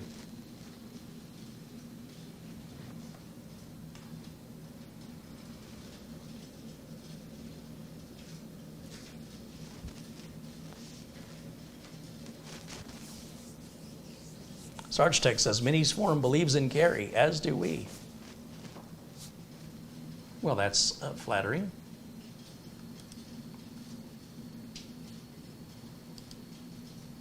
Did this finish? Or is it still running? Still running.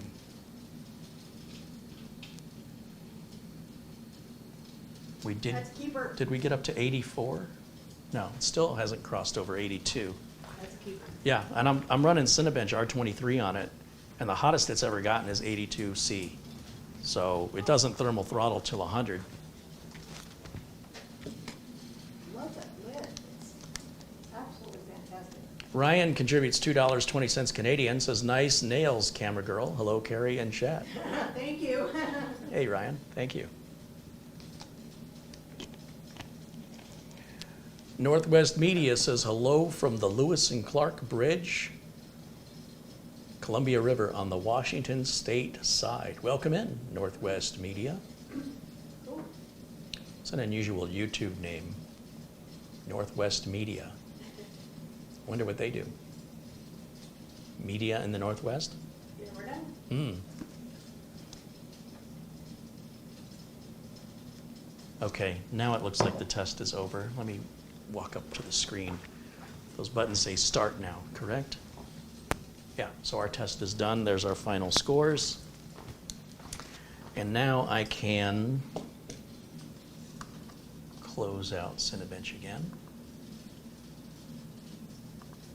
Okay. And we can go back full screen to camera one.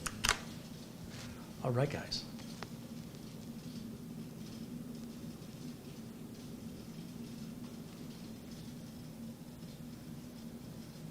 Josh Kinder says, hello, camera girl. Hi.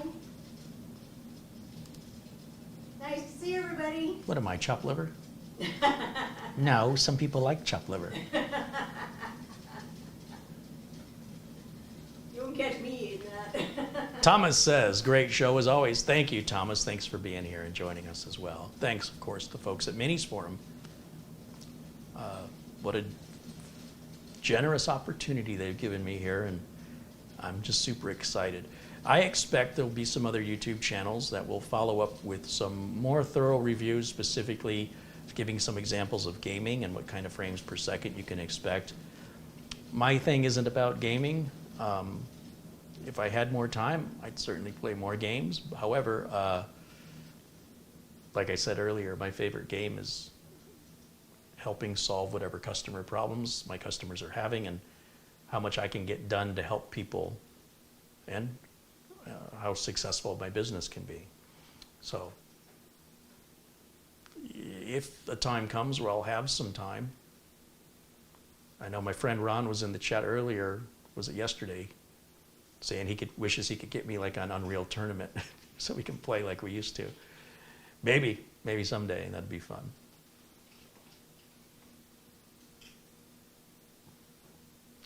Now, as for tomorrow's video, like I said, this really felt like it should be a Friday video. This is a very special mini PC, I think worthy of a Friday video. I just couldn't contain my excitement. So tomorrow, maybe we'll bring the hot dog build back up. Boy, talk about swinging from one direction to the other. I've got the Thermaltake 240 millimeter liquid cooler in that needs to be installed. And that hot dog build isn't going to be a hot dog build anymore. It's going to be a very respectable build when we're done with it. I've got that bizarre cube case on order. And so I talked to Mitch the other day, and he'll join me to build in that cube case, but it's shipping from China, and I don't think it'll get here to the end of the month or the beginning of next month. And I hope it arrives without damage, but it'll be what it'll be, and it'll be filmed live. So that should be interesting. Ryan says, why is the hot dog build called a hot dog build? Because hot dogs are very inexpensive and they often look delicious. But if you actually see how they're made and what they're made of, you likely will never want to eat another one again at any price. So a hot dog build is generally made of very cheap components that aren't reliable.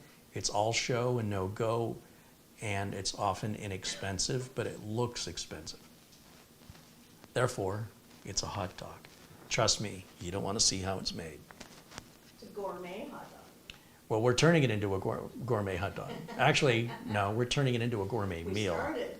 It started as a hot dog, but by the time we're done fixing it to make it acceptable, it'll cost more than twice as much, and it'll essentially look the same, but its performance will be much, much higher, and its reliability, which it wasn't reliable before, will be completely stable. But you get what you pay for, you know. You're not exactly getting high quality, nutritious meat in a hot dog. And you're also generally not paying a lot of money for a hot dog. It's a hot dog.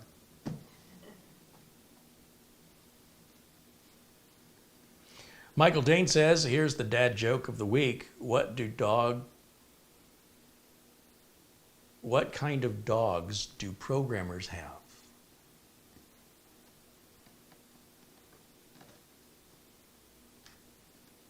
Computer labs.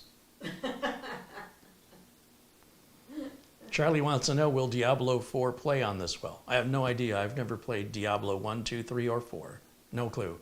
There are other YouTube channels that will likely test the gaming merits of a system, but that's not what I do here. I would be happy to try that.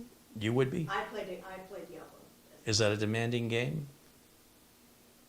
It depends on what version, but yeah. No idea.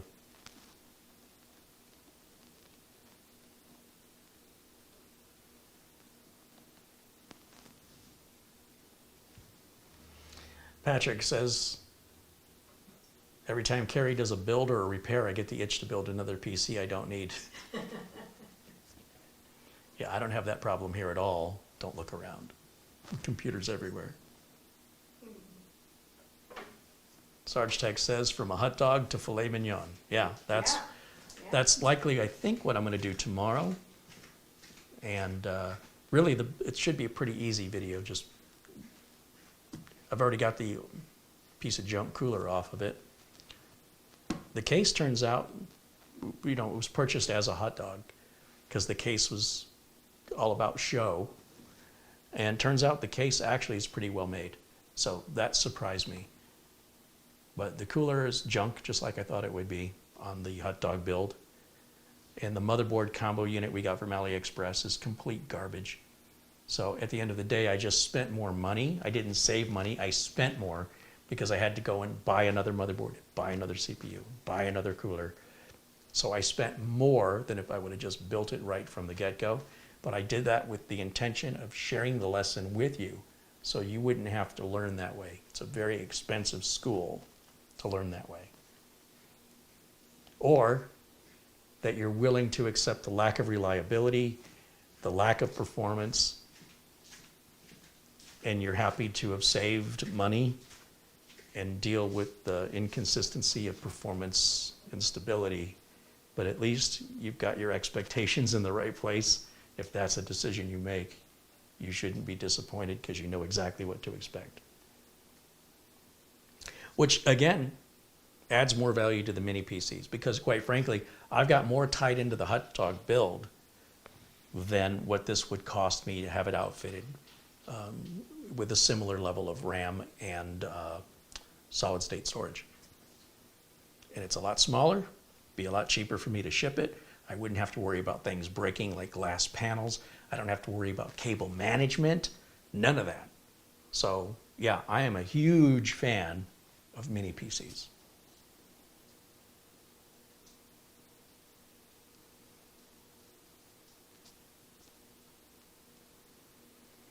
Michael Dane says, I am a beta tester for Blizzard software and Diablo 4 should play on that machine. Well, I appreciate the feedback, Michael.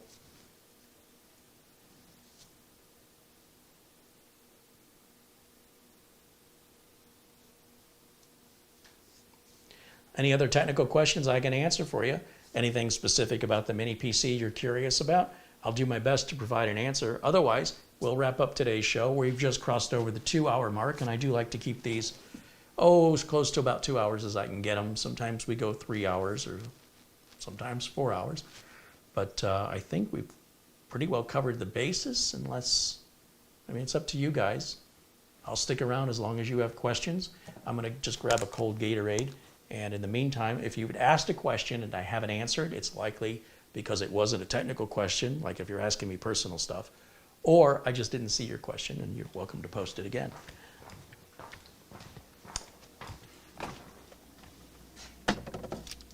So I tried this energy drink called Prime. I thought this would be a good way for me to get my caffeine. Said it was lemon lime, like the Gatorade. Took one sip of it.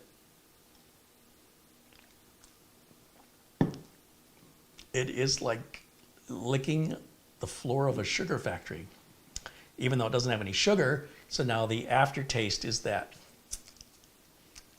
diet aftertaste. Oh, I didn't think it tasted nasty. that bad. Have you tried this? I did. The lemon lime. It was sitting right there. And yeah. you tried it? Yeah. Well, here, you can have it. That is disgusting. Not disgusting. I'll stick Okay. with my Gatorade and, I don't know, a like caffeine pill. Well, then I won't dump it down the sink. Ryan says his company just upgraded from Windows 7 to Windows 10 finally. Their new software wouldn't work on Windows 7. Yeah, usually takes something like that to make it happen.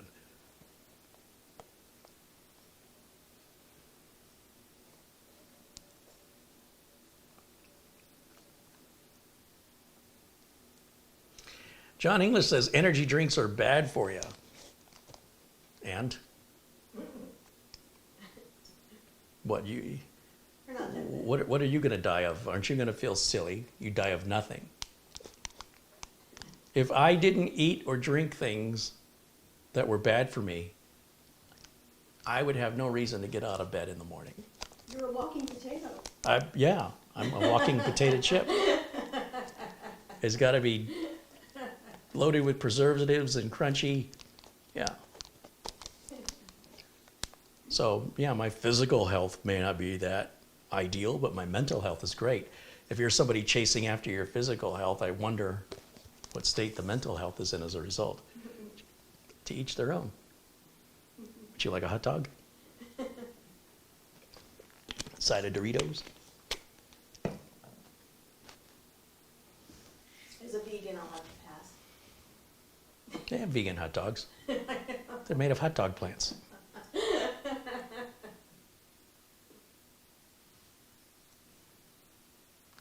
Kashumi says, in relation to my previous post, I'm from Jakarta, Indonesia.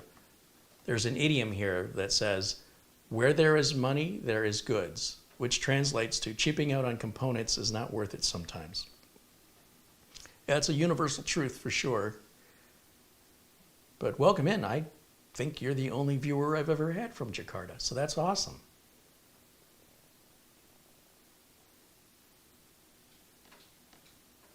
Essential Working Too Hard says anything and everything you put in your mouth is bad for you. That's about right.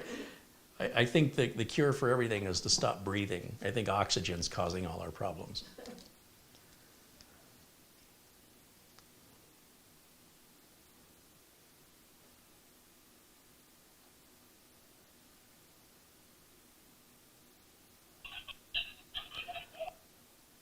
I'm going to check the email one more time here.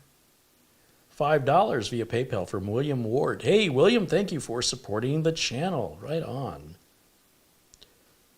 As a reminder, I do videos live every Friday at 1 o'clock Phoenix time.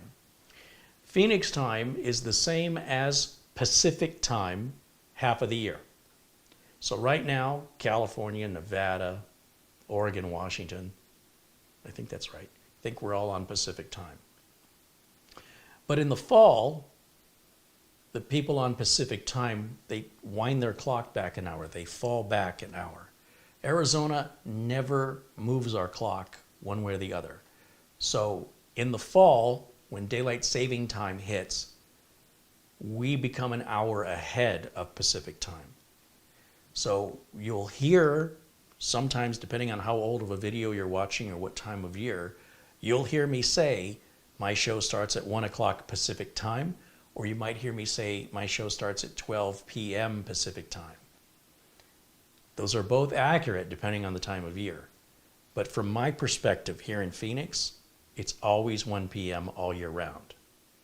And when Pacific time rolls back an hour, so does Eastern time. So right now, when I do a show at 1 o'clock, that is also 1 o'clock Pacific time. And you add 3 hours for Eastern time, so that's 4 p.m.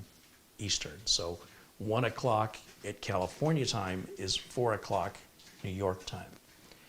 When daylight saving hits in the fall, then it becomes noon California time and 3 p.m.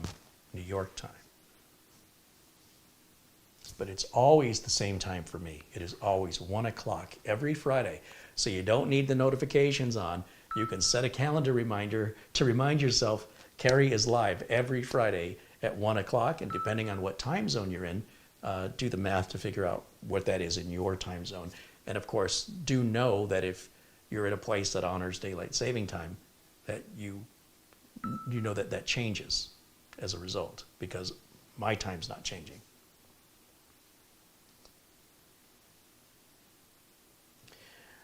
Bill wants to know if I have a mini fridge at Studio B. I do not, no.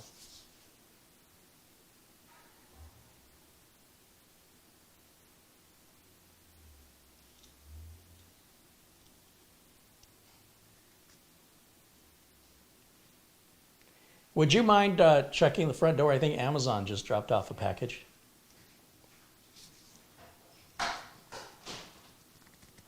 Stop eating. Michael Shaw says hello. Hey, Michael, it's been a while. Hope you're doing well, my friend. Dustin Fuller saying good night.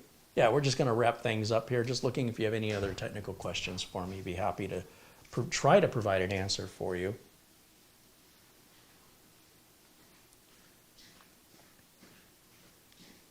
Those should be from Amazon. Those should be your sugar-free syrups to pour on Hawaiian crushed ice. Oh. So you can open those and see what flavors.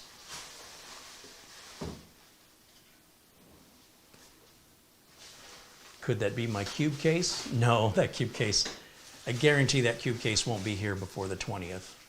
And if I get it that soon, I'll be surprised.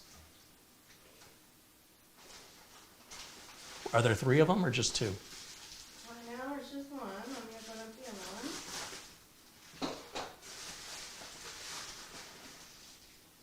one. Ooh. What flavors you got? Black cherry and tiger's blood. Black cherry and tiger's blood, sugar-free snow cone syrup. You pour that over snow cone. Love it. All right. Thank you. Carey, what computer inventory do you recommend a new technician keep in stock? Well, it depends on what you're fixing and servicing in your area. So if you're getting a lot of customers calling with certain brands, like system integrator brands like Dell or HP, or if you're getting people with laptops, it sort of depends on what type of work you're doing. So whatever type of work you're doing most often, those will be the spare parts you want to keep. Now there are some parts that are just good to have around, like a good spare power supply. They're relatively inexpensive, they don't depreciate.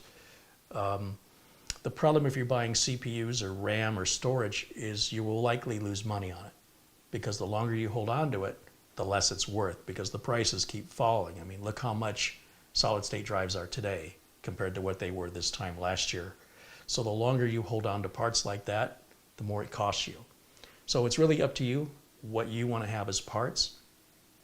But there are certain safe things, such as good toolkits, such as a power supply. Yeah, it just kind of depends on what you're working on most frequently, what type of system, and from that you determine if that would be useful to you to have spare parts for systems like that you see most often. It'll be different for everybody. Sarge Tech says, yum, shaved ice syrup. Sounds good. Mm-hmm. Especially when you put it on the shaved ice. Not just drinking it straight out of the bottle. Right. Andy Kane says he's booking his A+ exam for the end of the month. All right, well, go get them. Let us know how you do. Hopefully you'll pass that the first time around.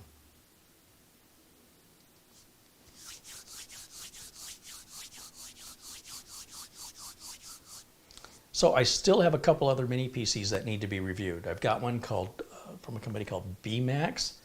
I've got 2 more from B-Link. One is the latest version of their budget, sub $200 mini PC. And then I think there's another mid-range from B-Link. Oh, I have another computer that I purchased from MinisForum that I'm expecting to arrive any day. Let me show you what that one looks like. Let's go to the MinisForum website. Where do you see this?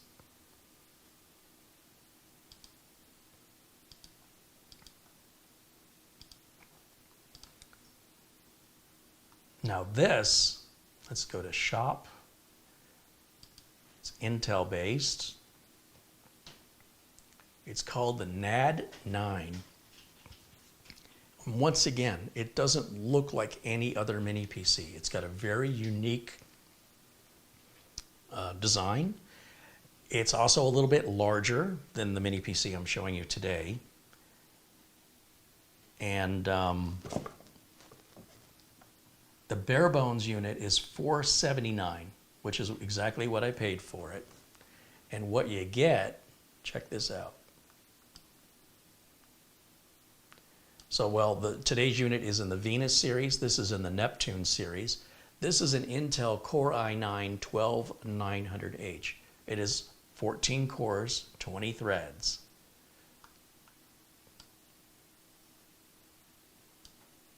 Now, I've ordered the bare bones unit, so I will put my own RAM and my own solid state drive in it, and I will install Windows 10 or 11, whatever I'm in the mood to put on it. If you order it with RAM and a solid state drive, then it will also include Windows 11 Pro installed.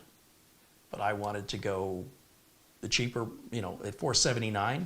I said that's that's a really good price for that much power. It's got PCIe Gen 4 that it supports.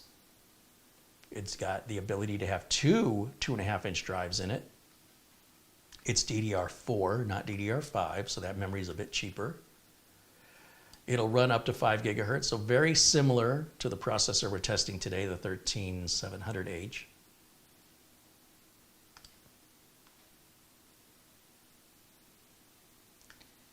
And when that arrives, I will put the RAM and the storage and install Windows Live on video. The only difference is that I'm paying for that one, and today's video and yesterday's video, MinisForum provided the machine. But MinisForum did not have any review units of the NAD 9 available till next month, and I didn't want to wait that long, so I just bought it. And so that I'm super excited about as well. Lots of good I/O on that one. And again, it is physically larger than the unit we're looking at today. And there are already several YouTube review videos if you want to search YouTube for what other content creators have demonstrated with this unit.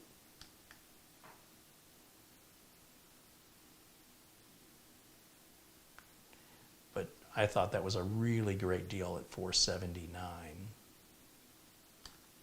for the bare bones, $479. So I'm looking forward to that arriving, and hopefully that'll be a video I do next week. I hope. I'm excited to get that one. But yeah, I'm super impressed with this one.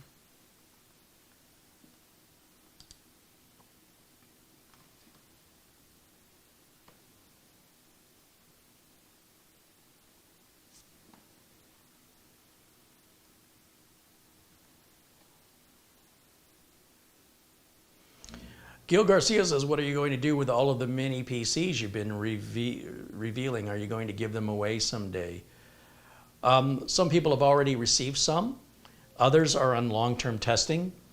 And some people, I've made an offer to send them the unit under the promise that they're going to report back to me under a long-term review of what it's like to live with day to day. And the problem is I can't make them honor their agreement. So if I never hear from them again, I don't get the updated review. So I don't have anything set in stone with regards to where the remaining PCs are going to go. But as opportunities avail themselves to people that are going to benefit from receiving those and in exchange are going to do a long-term review for me of what it's like to live with day to day, you know, I love to hear from the end users with regards to what do you think of the PC now that you have it, now that you're relying on it every day? What are you finding to be any shortcomings, or what are you finding to be benefits that no reviewers are talking about? Because when you're hearing from somebody who's relying on it day to day, I think it's much more useful information because it's very unique of what their value system is, what they think is good or what they think is bad, as opposed to what a professional thinks. So likely some of the machines will go out to people like that. And like I said, in the past, I have sent items to people who agreed to follow up, and then they never followed up. So obviously I'll never send them anything again. But I am hopeful that the individuals who have received some of these mini PCs who agreed that they will report back to me from time to time about any issues that come up or just periodic updates with regards to how it's been, you know, they stay on the roster for potentially receiving something else that needs a long-term review as well. So people kind of set themselves up, if you will, for their own success. But yes, it's going to be a problem if mini PCs keep coming in. I'm going to run out of places to put them. But about 6 of them have been given away so far.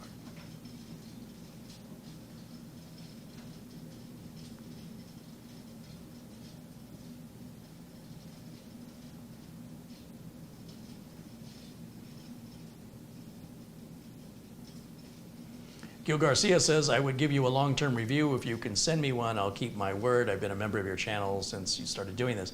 No, I appreciate that, Gil, and I bet out of 380,000 subscribers, 360,000 would also say the same thing. However, there are certain things I'm looking for, criteria, which you may or may not meet. I don't know yet, and I'm not making that offer. I'm answering your question. So we'll see if that opportunity comes along, and if you meet the criteria that I'm looking for, yeah, that's certainly a possibility. Absolutely.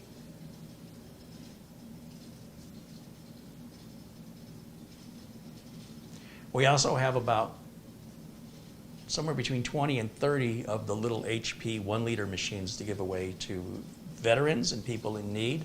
And I want to get back to giving away those giveaways next week as well. Trying to give away about 2 to 3, at least 2 per week, because that's 10 weeks worth of giveaway there. And that's my primary concern, more so than these. And as I mentioned, some of these I'm doing a long-term review of myself. But eventually I will have the problem if the mini PCs, if they keep innovating and keep coming out with new models as frequently as they are, yeah, then a giveaway for those would happen sooner. But I don't know that this is an ongoing thing or if we're just seeing a spike and then it will just slow down. Time will tell.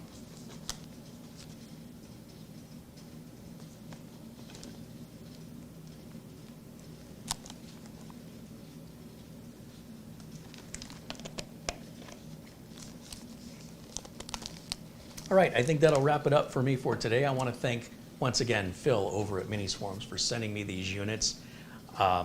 My excitement is genuine. I am absolutely tickled at just what a bargain this is, how powerful it is, all the I/O, how easy it is to get into. There's not much I don't like on this particular machine. And this is one I intend to use as a long-term review myself. I really like it. And I'll be very interested in how it compares with MinisForums and NAD9 when that arrives. These are not available yet, but you can order them now. The links for both yesterday's video, the UM690XT, as well as the MinisForum NPB7, you can order them now. They will ship at the end of the month if you want to be one of the first to have them. And thank you guys for hanging out with me. Thank you for the support. Thank you for your participation in the video, in the chat room. Thanks again to the contributions that came in from William Ward and from David Coleman and from Mark Gaines, as always. Thank you so much. Thank you to our long-term supporters like Peter Laycock and John Wilson, and to the Super Chat contributors during today's video, and that's Ryan, John A., Garfield Rupe, Madi Yoel, Mats Olaf Rickardson, I should say, Roy Starman, and I see a contribution that I guess I missed earlier from Wamlazo Becca, which is 100 KES. I don't think I've ever heard of KES before. What currency is that? Oh, it's Kenyan shillings. That's a new one. So 100 Kenyan shillings is about 73 cents US. And you know what? That's 73 more cents than most viewers ever give. So I thank you so much for the contribution, and I'm sorry that I didn't see that until now. That's really cool. I'm getting a worldwide lesson in currency and foreign exchange by having the YouTube channel. Wow, that was really neat. Scott Hallinan says, is the mini PC replacing the bulky desktop PC? I guess that's up to the individual owners to decide for themselves. Luke Greenia says, I, for one, can personally vouch for Carey's word. I've been on the receiving end of his generosity. Yeah, but you've also, Luke, you've also given back, right? So when I'm reaching out to people to giveaways where it's not a public video, I'm sending a private email, it's usually to people that are supporting the channel. If there's somebody that's contributing, you know, $5 or $10 or $20 over a series of a couple of months per show, that adds up. And those are the first people I go to because they've gone over and above for me when I would make them the offer to go over and above for them. And I'm not saying that's a requirement. I'm just telling you that there are some giveaways I do that are, I don't make a video, I don't toot my own horn. It's just a private exchange for me to show my appreciation to the viewers who go above and beyond and help support the channel financially. Because without those viewers, half of this content would not be able to be made because I don't have the budget without them to purchase the parts. So like that NAD 9, how do you think I was able to afford that? So just bear that in mind. And if there's anything that I can do for my members, of course, the members have my email address. I hope you do. I'll do whatever I can to help my members individually because they go out of their way to give something back. So I want to give something back to them. And you just have to tell me what it is. And as long as it's something I'm capable of doing, I'll do whatever I can to return the favor. In the meantime, like I said, the regular giveaways, there's no prerequisites on those regular giveaways. These are just things you wouldn't know about. It's just sort of what happens as I get to know certain viewers when they contribute, and then I say thank you, and then we start to talk, and one thing leads to another, and they might get something from me. It could be a copy of Windows or Office or, I don't know, something they saw me review. That does happen, absolutely. So sort of a get what you give kind of a thing there. And that's the reasoning behind it. And then again, like I said, when I have, when these mini PCs become an issue, we're storing them, all right, you know, I know I'm not going to need them, then a traditional type of giveaway where it's open to everybody in the US will likely happen, and so everybody has a fair shot. So.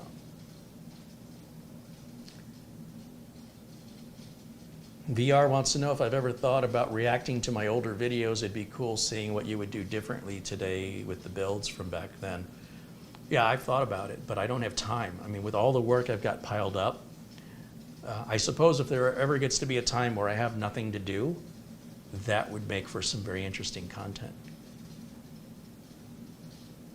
Starshine says, thanks for the stream.